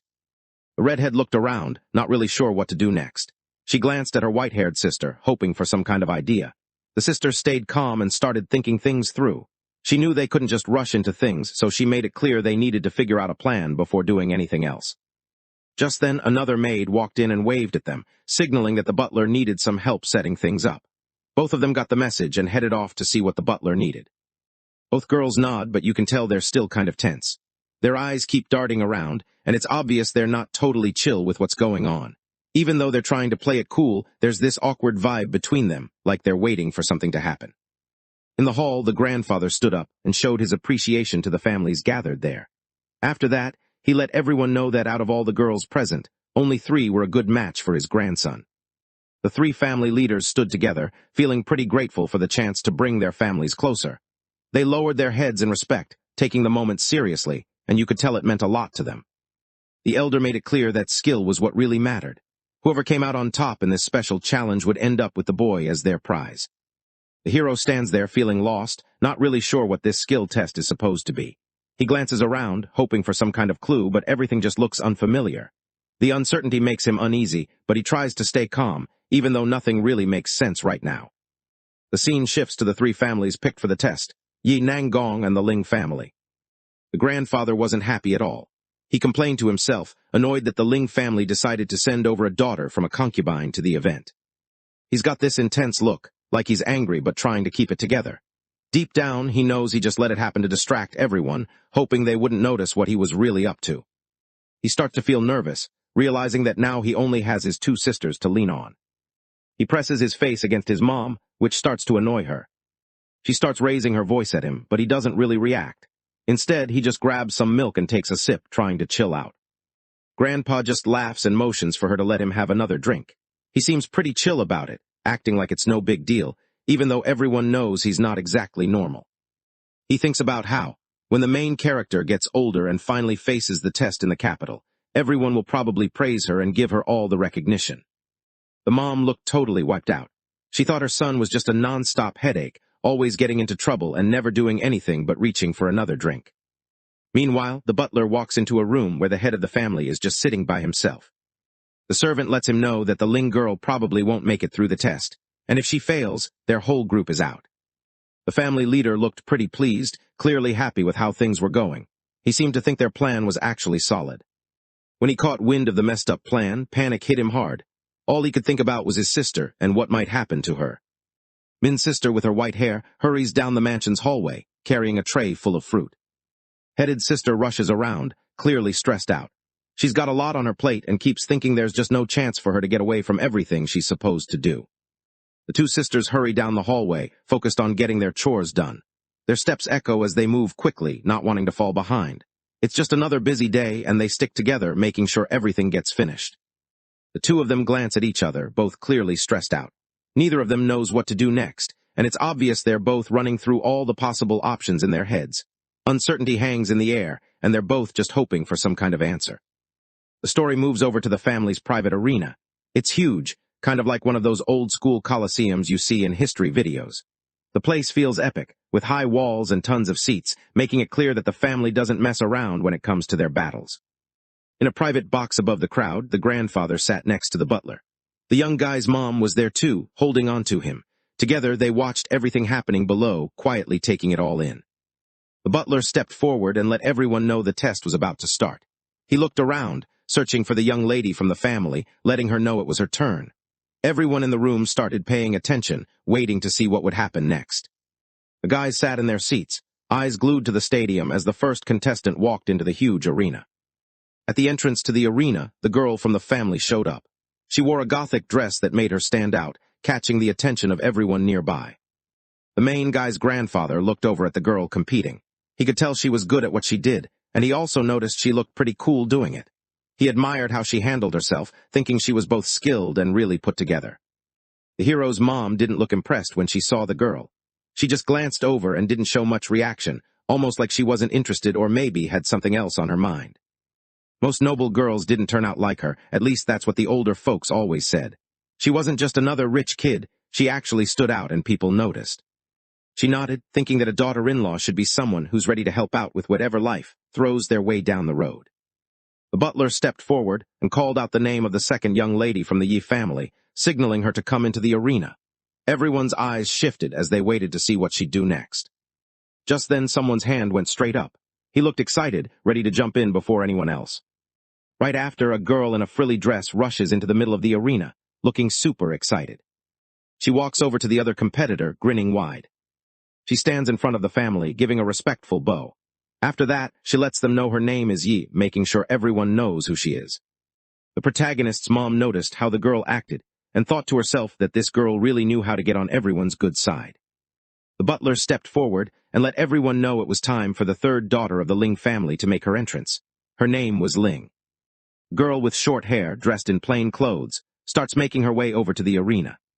She walks in, not making a big deal out of it, but right away, it's clear she stands out from the other two. The three contenders finally came together in the grand combat arena. The hero's grandpa and mom stood off to the side, keeping a close eye on the three girls. Both of them looked pretty serious, like they were trying to figure out what was going on. The hero can't help but think about whether this is the same girl he saw hanging out with. He's trying to figure out how she ended up in this place, and the whole situation has him feeling kind of confused. In the arena, three girls stood facing each other, all set for the skill test to kick off. Each of them looked focused, sizing up their competition. The place felt tense, like everyone was waiting to see who would make the first move. The girl with short hair catches the attention of the other two just by saying the letter E. They both look over, curious about what she's up to. The girl didn't look happy at all. She glared and pointed right at her, clearly ticked off. It was like she couldn't believe someone who's supposed to be a noble would act like that. The main guy found himself hanging upside down, and honestly, he looked like he was really feeling the pressure. This whole weird situation had him on edge, and anyone could tell he wasn't exactly having a good time. The short-haired girl just grabbed him by the foot, acting like it was nothing special. She smiled at him, calling him her hubby, and let him know she'd be counting on him to look after her from now on. The guy completely loses his cool and freaks out, wanting her to let him go right away. Right then, his three sisters showed up out of nowhere, all yelling at the girl to leave their brother alone. The three sisters stared at the girl, all of them fuming. You could just feel how angry they were, like they were about to explode. Their eyes locked on her, and it was obvious they were not happy. The youngest sister smiled and called for her brother, her voice joining in with the other two. Looking around at the chaos, the main guy can't help but think about how everything ended up this way. It wasn't supposed to get this out of hand, but somehow things just spiraled. Now he's stuck in the middle of it, trying to figure out where it all went wrong. A few hours earlier, the family's arena was buzzing with energy. The place was packed, and everyone was focused on the skill test happening in the center. The purple-haired girl stands her ground as a wild, demon boar charges straight at her. She doesn't back down, even though the thing looks like it's ready to smash through anything in its way. The young woman grabs her sword again, and as she holds it, a soft light starts to shine from the blade. She holds onto her weapon, her hand tight around the handle. Her eyes stay locked on the beast standing in front of her, and you can tell she's getting ready to attack. The girl moves fast, barely breaking a sweat as she swings her sword.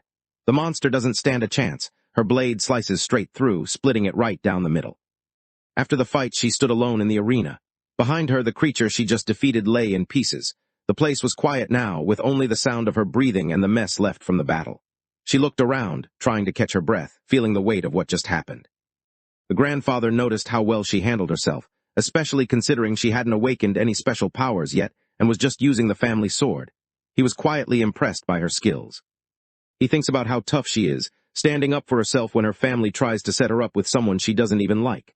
It's not easy for her, but she's not backing down, no matter how much pressure they put on her. The second round kicks off, and the guy representing the Yi family steps into the arena. The girl stands her ground, staring at a monster that's even scarier than the one before. Her heart's pounding, but she refuses to back down. This new demon looks intense, like it could crush anything in its way, and the atmosphere feels way heavier than before. She knows she has to stay sharp if she wants to make it out of this. She flashes a sly grin, her eyes lighting up in the dark. With a calm confidence, she faces the beast, making it clear that it's time for him to move on. Her power goes straight for the creature's mind, hitting it with this weird pink energy. The beast looks totally thrown off by the attack. It starts freaking out, running in circles around the arena, not really sure what to do next. The animal, caught up in the rush of power, bolts away from the guy, not looking back. The thing crashes hard against the arena wall, hitting it with a ton of force. The hit lands hard, dropping the creature right away. It doesn't even get a chance to react before it's out cold. The beast just drops and doesn't move anymore, stretched out on the arena floor. The guy and his sisters stood there, eyes wide, taking in everything that just happened. None of them could believe how strong the girl was. The way she pulled it off left them all pretty stunned. The competitor gave a quick wave to the crowd, letting everyone know she'd finished the challenge. The main character's mom turned to the butler, curious about what just happened. She wanted to know what that weird power was all about. He tells her that what she's feeling is something her family goes through, a kind of strange mind thing that messes with your thoughts. The woman couldn't help but feel uneasy. She started to worry that the girl might end up controlling everyone in the family later on. The grandfather didn't seem worried at all. For him, as long as someone's divine awakening was strong enough, nothing else really mattered. The hero started thinking about how his mom's milk seemed to make him stronger. It was weird, but he couldn't deny how much it boosted him. He couldn't help but wonder what kind of secrets these noble families were keeping, especially if something as simple as that could have such a big effect. Not long after, the announcer called out the next person from the Ling family. He walked into the arena, looking focused and ready for whatever was about to happen. The girl with purple hair stood at the edge of the arena, her eyes fixed on the newcomer. She didn't smile or show any excitement, just kept her face serious, trying to figure out what this new competitor was all about. The girl shot her opponent a smug look, clearly not impressed. She acted like the Ling family had really lowered their standards this time, making it obvious she didn't take her rivals seriously at all. The MC's mom hears what the competitor does and gets really mad. She looks at him, annoyed, and thinks he's being super disrespectful. In her head, she's already decided this kid is just a brat with no manners. The little guy's sisters start to worry as soon as they spot who's hanging out with the Ling family.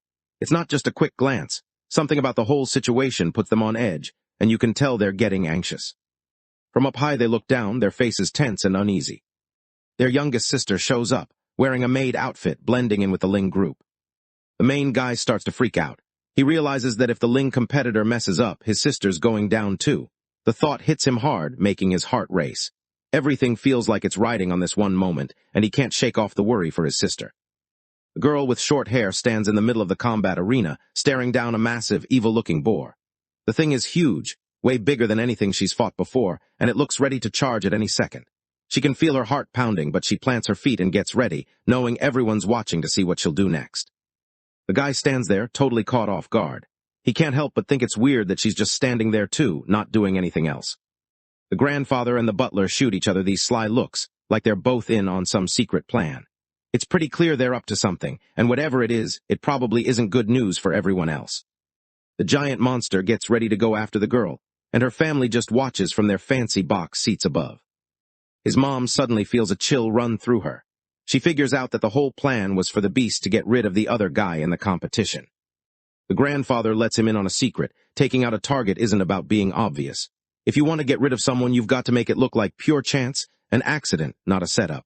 That's how you stay out of trouble and keep everyone else guessing. He turned his attention to the arena, making it clear his daughter-in-law should keep her eyes on what was about to go down. The beast ran straight at the girl, not slowing down at all. She just stood there, not moving an inch, like she wasn't scared at all. The competitor flashes a cocky grin, thinking maybe the beast is already out of moves. The monster jumped forward, ready to attack. She quickly raised her hand and summoned a blue shield of magic, stopping the monster in its tracks. He shut down the beast's attack, using only a single finger. Right then, she channels her energy and hits the monster with a punch that glows blue. The girl stands her ground, her eyes locked on the beast in front of her. She doesn't flinch or back away. Instead, there's this steady determination in her gaze. Even though the creature looks dangerous, she refuses to show any fear, ready to face whatever comes next. The creature lets out a pained roar, as streams of fiery energy burst from its body. The animal catches fire all over, flames covering its whole body while the competitor steps back, trying to keep a safe distance. The grandfather and the butler just stood there, totally stunned by what they saw happen in the arena.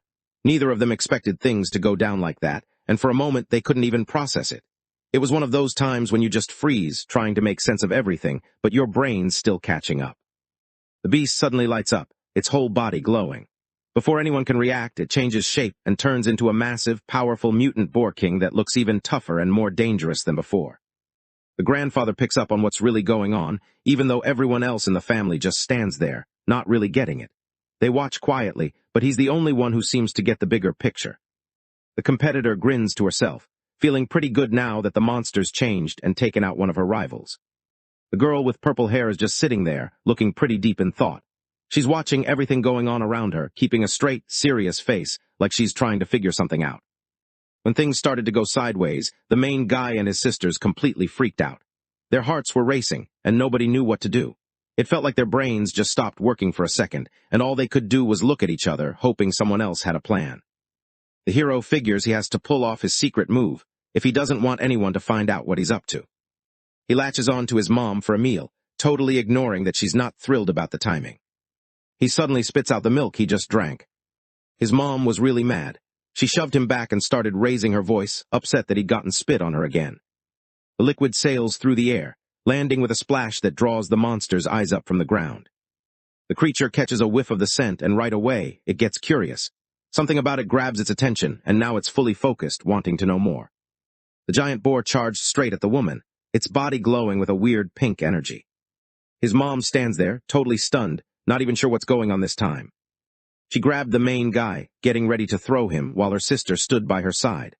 Both of them looked up, bracing themselves as the beast came closer, ready for whatever was about to happen. The Ling girl stepped up, telling everyone to let her handle it. Some kind of weird energy started to gather in her hand. She focuses for a moment, and sharp thorns suddenly burst up from the ground, flying fast in every direction. Thorns twisted around the boar, locking it in place so it couldn't move at all. Both the grandfather and the butler just stood there, looking pretty surprised by what they were seeing. Their faces said it all. They definitely didn't expect any of this to happen. The mom just stands there, totally shocked. She can't believe what she's seeing and starts thinking about what kind of crazy power this could be. The grandfather thinks what he's seeing is pretty cool, but honestly he still believes his grandson did it better. Still, he can't help but notice that the girl is strong, her power's hard to ignore. The young competitor checks out her hand and notices it's now covered in red thorns. She can't help but wonder what this new power is all about. The girl with purple hair looked pretty shocked when she saw what her opponent could do. The competitor looked pretty grossed out, making it clear she wanted nothing to do with whatever was going on. Just the thought of getting involved made her cringe. The grandfather lets him know that this power can actually beat stronger creatures by slowly draining their energy. The power sucks the life right out of the boar, leaving behind nothing but bones. The butler isn't sure what to do about her and looks for some guidance, but the head of the family already has something else in mind, and he's not about to share his plan just yet. He glances over at his grandson, who's sitting in his mom's arms with his two sisters right beside him. The old man's goal is pretty clear. He wants his grandson to marry the girl. He's not really thinking about love or anything, he just wants a connection to the Ling family's fortune. Her little sister started freaking out, yelling for her to let the guy go. Haired sister was curious about the youngest, and wanted to know how she ended up hanging out with the huntress. Eyes start to water, and she just stands there, too upset to say anything. The redhead gets annoyed, and starts scolding the little one for taking off without saying anything. The little girl notices the gentle taps from her big sister. The main guy steps in, stopping everyone before things get out of hand. He makes it clear that this isn't the right moment for whatever they were about to do. Word was spreading fast that the redhead's Ling family was on the verge of disappearing for good. The huntress just grins like she's not surprised at all. It's obvious she already knew what was going on. The guy and his sisters just freeze, totally caught off guard. They weren't expecting this at all, and it shows on their faces. The girl from the Tang family looked serious, letting them know she was in a hurry. She clearly had something important she needed to get off her chest, and it seemed like she couldn't wait much longer. Everyone leans in, paying close attention. She wonders if the guys have already unlocked their abilities. The main guy and his sisters just stop in their tracks when the question hits. It's like time stands still for a second, and nobody knows what to say or how to react. Everyone just nodded, showing they agreed. She tells them that somehow they've ended up with weird new powers. His future wife smiled at him, her eyes bright with curiosity. She wondered if he actually believed that miracles could happen, like she was testing how much hope he still had. All of them shook their heads, almost at the same time, making it look kind of funny. Future wife wraps her arms around him, holding him close. She knows that good things don't come easy, and sometimes, when something amazing happens, there's always something tough that comes with it. Trey just stands there, totally stunned. Little curls up in the huntress's lap, getting comfortable. He looks relaxed and safe, like he trusts her completely. The main character gets a little confused and tries to figure out what she's talking about. The young woman explains that the little girl had lost her siblings and was now by herself. Suddenly, Little spots her sisters getting dragged off. It all happens so fast, and she barely has time to react. Her heart drops as she realizes what's going on, feeling a mix of shock and worry for them. She was on her own when she figured out something crazy. Her special power was being able to take other people's abilities for herself. She now had a way to take the special powers and abilities that belonged to other people. In a world that already felt out of control, she ended up as the villain everyone wanted to avoid. In the end, she managed to find a way to return to the past, even though it meant losing everything she'd worked for. She let go of all her power just so she could start over. She came back, determined to help the people she cared about the most. MC couldn't believe what he just heard. The idea that Little might actually be back left him stunned, his mind racing to make sense of it. The whole thing felt unreal, and for a second he wondered if he was just imagining things. But the possibility stuck with him, making his heart beat a little faster. The little girl gives a quick, nervous nod, barely meeting anyone's eyes. She looks like she'd rather disappear than be noticed right now. The huntress just laughs, not taking things too seriously. In her eyes, the little girl isn't as innocent as she looks. She figures there's something kind of intense about her, almost like there's a hidden side nobody expects. In her past life, had a reputation that made everyone nervous around her. She was the kind of person people wanted to avoid, mostly because she always seemed one step ahead and way tougher than anyone else. The young wife explains that the system interface everyone sees is actually something created in their mind's eye. The three siblings stared at their screens, all trying to figure out what was going on. None of them really got it yet, but they kept looking, hoping something would make sense soon. She kept talking, letting them know that each time they used the system, it took a bit more of energy.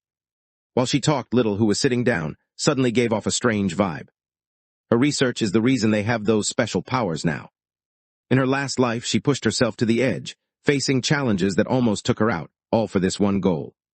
The hero started thinking about his own powers and wondered how she got hers.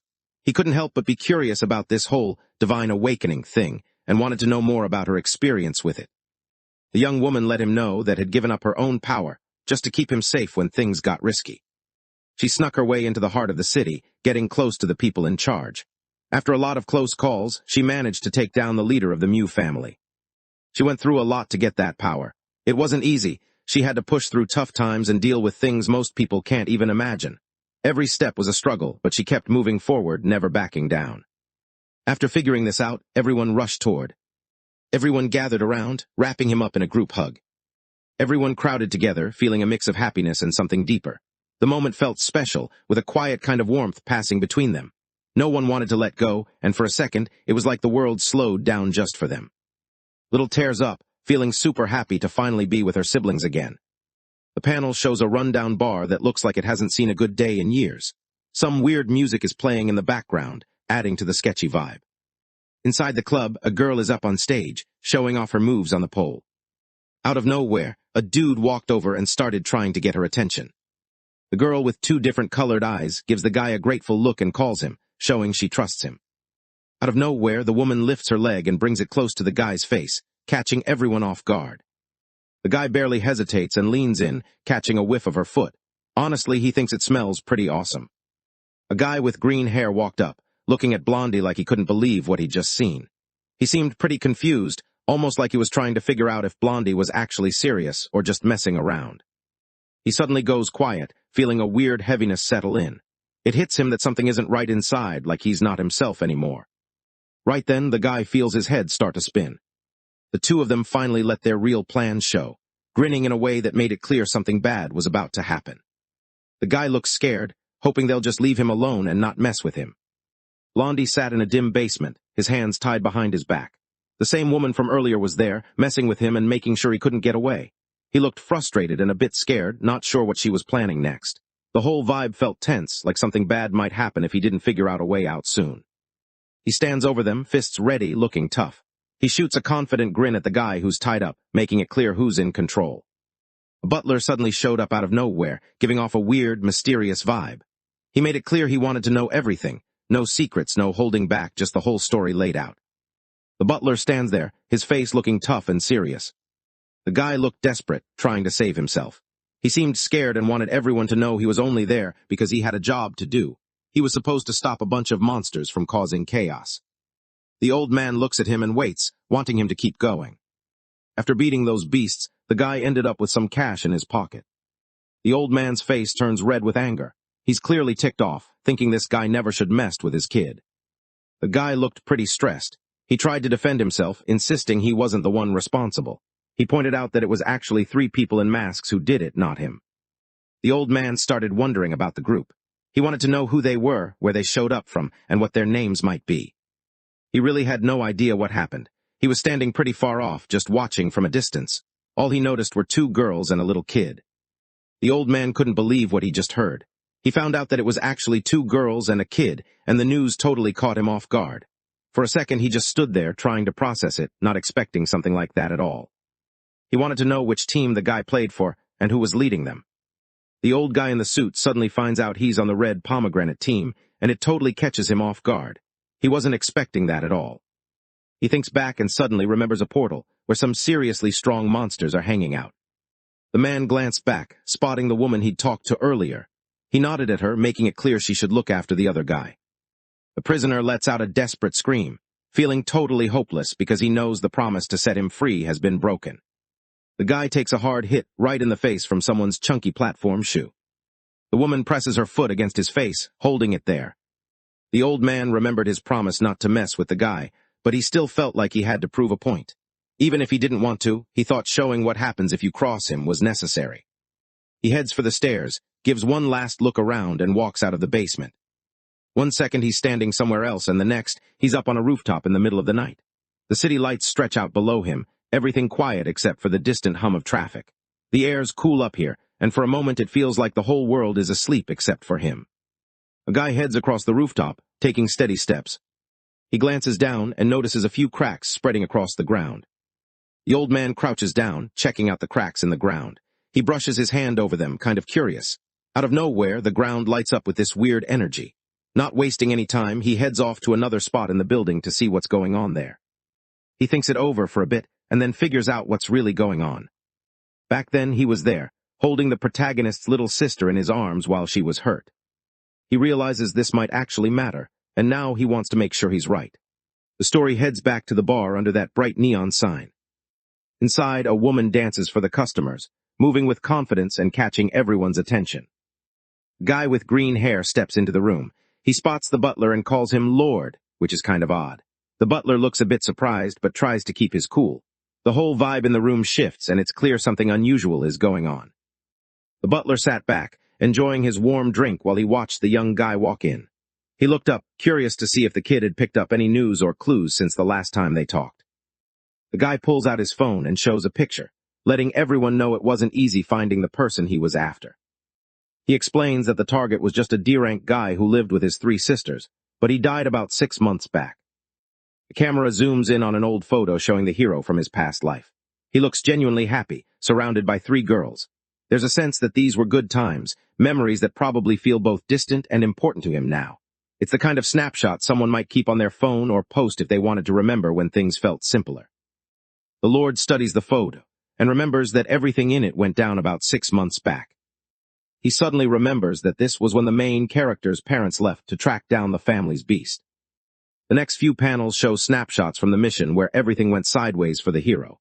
You can see the chaos as things start to fall apart, leading up to the moment when a monster appears, changing everything for him.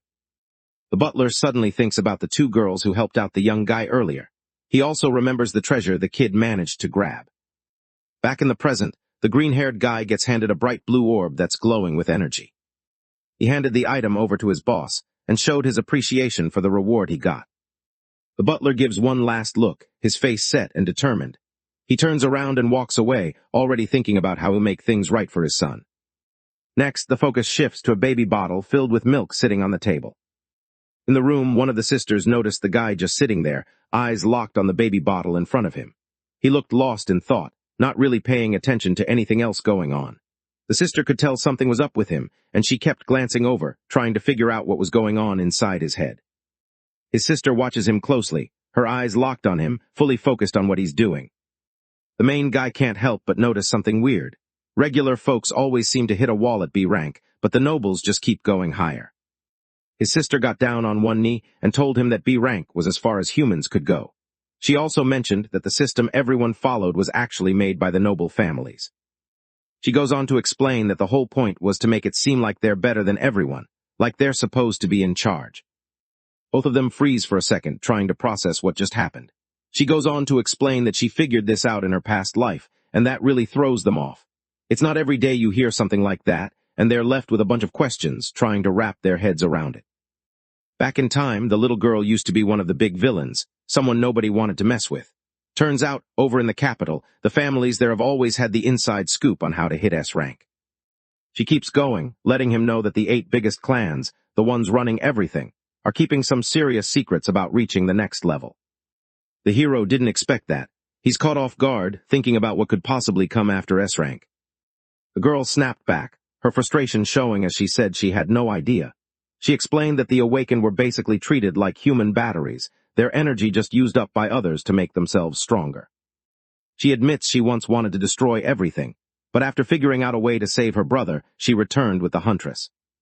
The main guy grabs her hands and makes a promise to always stay by her side, letting her know he's not going anywhere this time. His sister let him know she wasn't going to just stand back. She and the rest of the group were ready to jump in and have his back, no matter what came their way.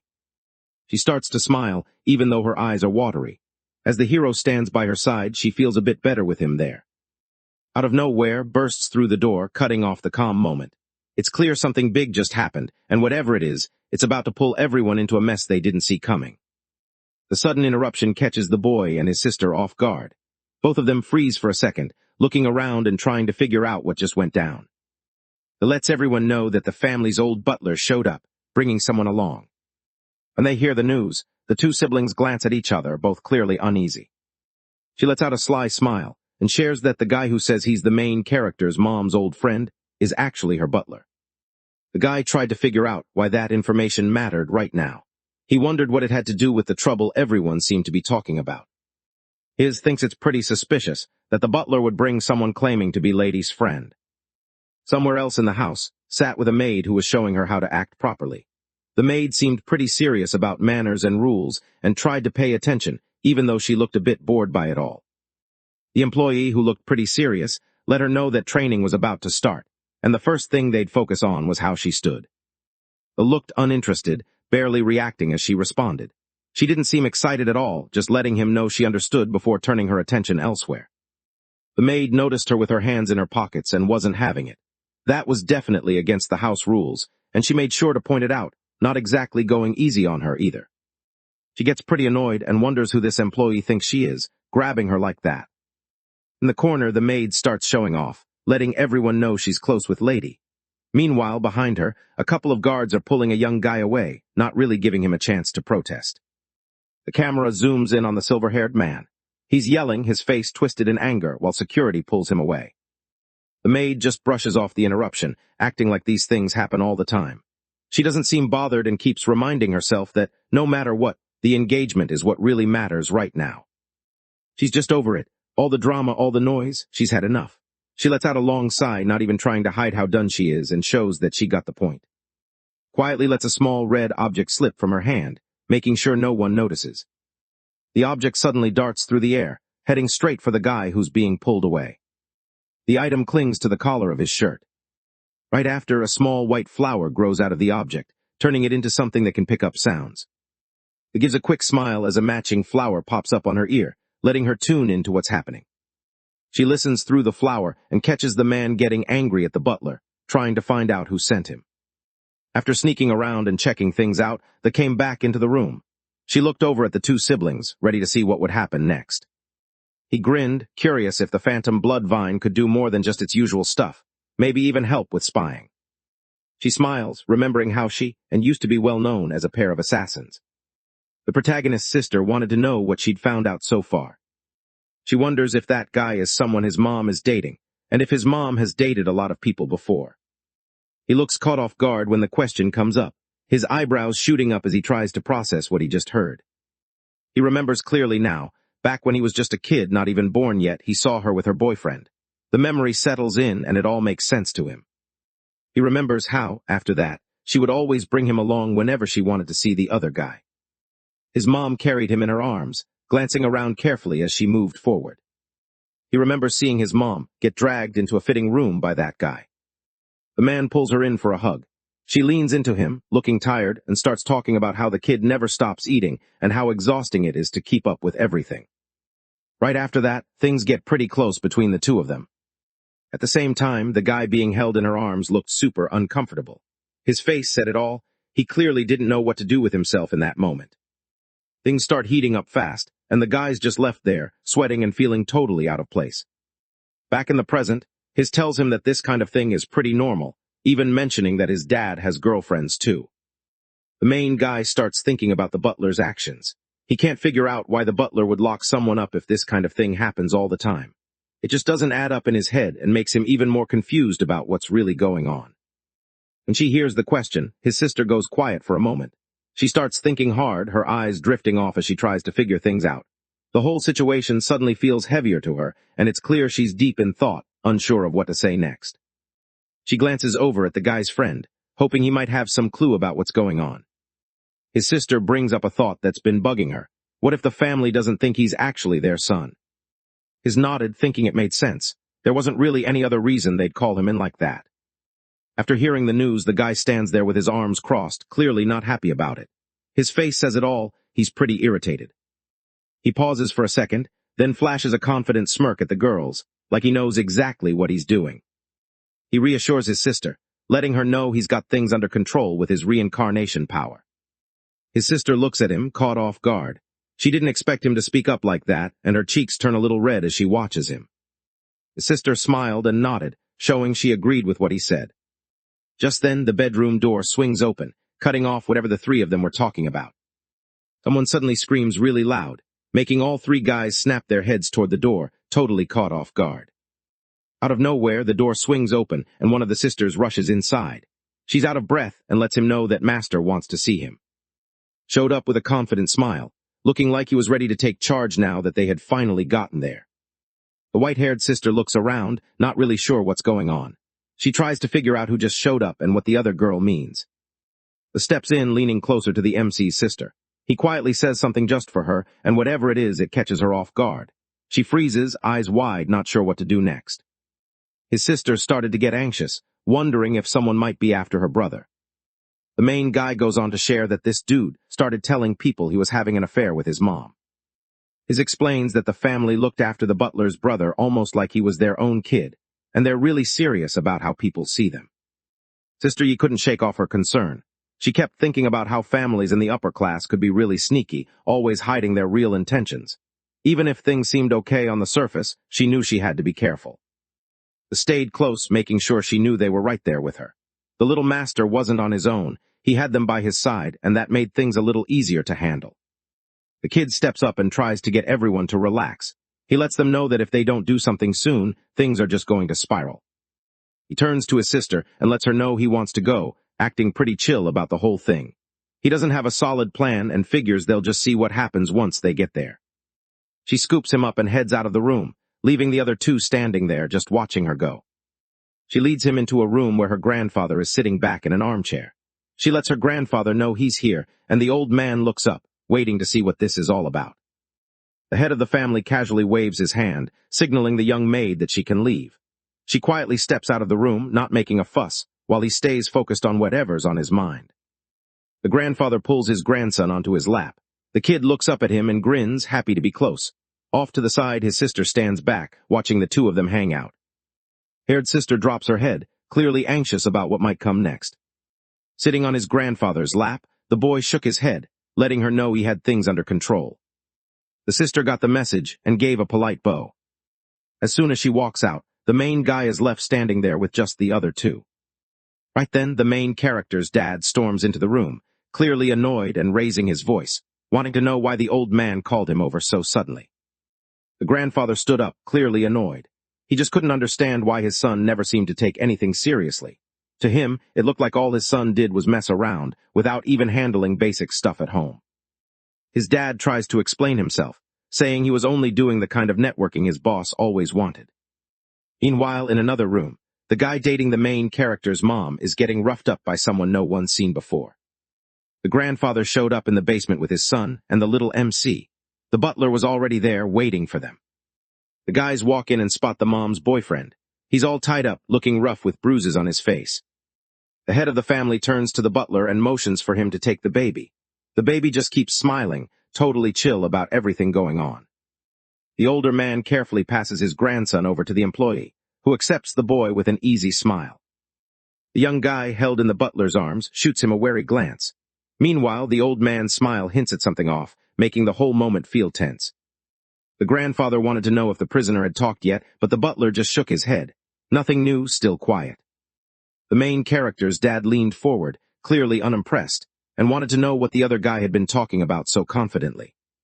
The grandfather explained that the guy had been showing off about cheating with his own daughter-in-law, and he did it right in front of everyone, not even trying to hide it from his own family. The main character's dad is seriously angry.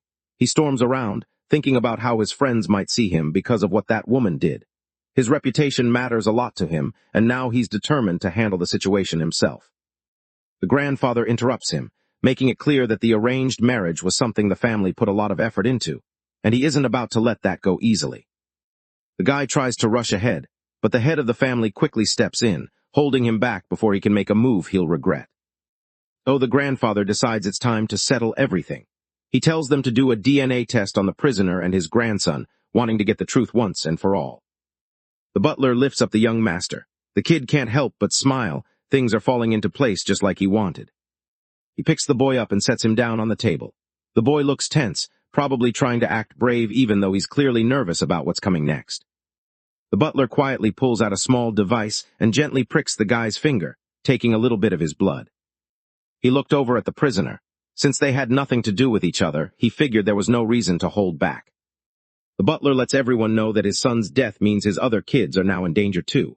RMC just stands there, frozen and wide-eyed, trying to process what he's just heard.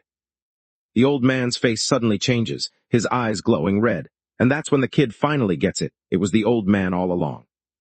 The truth hits him out of nowhere and he freezes up. Sweat starts rolling down his forehead as the whole situation sinks in. It's like his brain can't keep up with what's happening, and he stands there, heart pounding, trying to figure out what comes next. The butler glances back, his face unreadable and serious, staying focused on whatever he's planning next. He doesn't waste time or show any emotion, just gets right back to what he was doing, completely set on making sure his plan works. The young guy can't help but notice how sure of himself the butler looks, even though he knows the test is probably going to fail. It's like the butler knows something everyone else doesn't, and that makes the whole thing even more confusing for him. Right at that moment, the machine lets out a beep.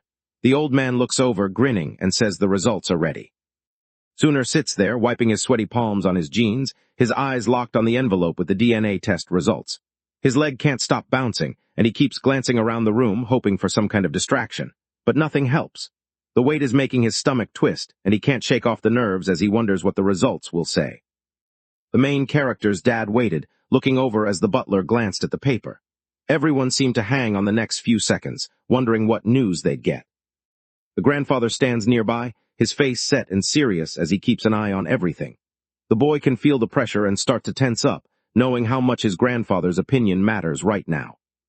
The butler smiled as he let the master know the test came back negative, giving him a quick nod of approval. The prisoner, clearly desperate, tries to explain himself, insisting he's not the one they're looking for. He's scared, doing everything he can to convince them to let him go. The guy's dad just shrugs it off, not bothered at all by what's happening to the prisoner. The butler wanted to know what they should do with the guy, since they didn't want anything messing up the family's reputation. The head of the family looks straight at the prisoner, his eyes cold and serious. The boy's dad turns to him, making it clear he wants to check if his own son is all right, just to make sure everything's good. The hero's mind races as he stands there, totally lost about what to do next. His heart pounds, and he can't figure out where to start or how to handle what's happening. The butler came over and took a blood sample from the boy's dad. Right after that, he walks over to the little master, holding the blood sample in his hand. Trying to stall, the guy suddenly bursts into tears, acting like he's really freaked out by the sight of the needle. The butler starts to look nervous, and a bead of sweat slides down his cheek. The grandfather reached out and took his grandson's hand, guiding it toward the vial of blood. Sitting on his grandfather's lap, the boy holds his grandpa's hand tight, his mind racing about what he should do next. While he's thinking, his advice pops into his head, reminding him to keep his cool so he doesn't blow his cover. He takes a breath, thinking things through. Even though he's nervous, he decides to go for it. He holds out his hand, letting the butler get ready to draw his blood. The butler steps forward and carefully takes the blood from the main character, who's being held close by his grandfather. The old man grabs both samples and puts them into the machine, getting the test started. The machine let out a beep and started printing the DNA test results. The main character's dad couldn't sit still, waiting for an answer. He turned to the butler, hoping to hear how things turned out. The butler stares down at the paper, his hands starting to shake. He can't hide how rattled he is. His eyes are wide, and it's clear whatever he's reading just threw him off big time. He can't wrap his head around what's happening. It just doesn't make sense to him, and his mind starts racing, trying to figure out if this is really real. The kid could tell something was off. He knew the guy was just pretending, and in his head, he labeled him a sly fox, not falling for any of it. The butler moved fast, passing the results straight to the boy's dad. The man grabs the paper and looks at it carefully, trying to figure out what's written on it. His eyes light up bright green, and all at once, anger rushes over him. He freezes for a second, caught off guard by what just happened, but the rage on his face says it all. He suddenly shouts that he's done with the boy and the woman, then charges straight at them. Just as he lunges forward, his grandfather steps in, raising his voice and bringing everything to a halt before anything can happen. The grandfather suddenly steps forward and slaps the hero's dad hard across the face. The sound echoes in the room, leaving everyone frozen for a second. The guy stands there, totally caught off guard by the old man's sudden slap. He stares at him, trying to figure out what just happened and why the old man would do something like that. Confused, he waits for some kind of explanation, his mind racing. The butler stood off to the side, eyes wide as he took in everything happening in front of him. He couldn't believe what he was seeing, and for a moment he just froze, not sure how to react.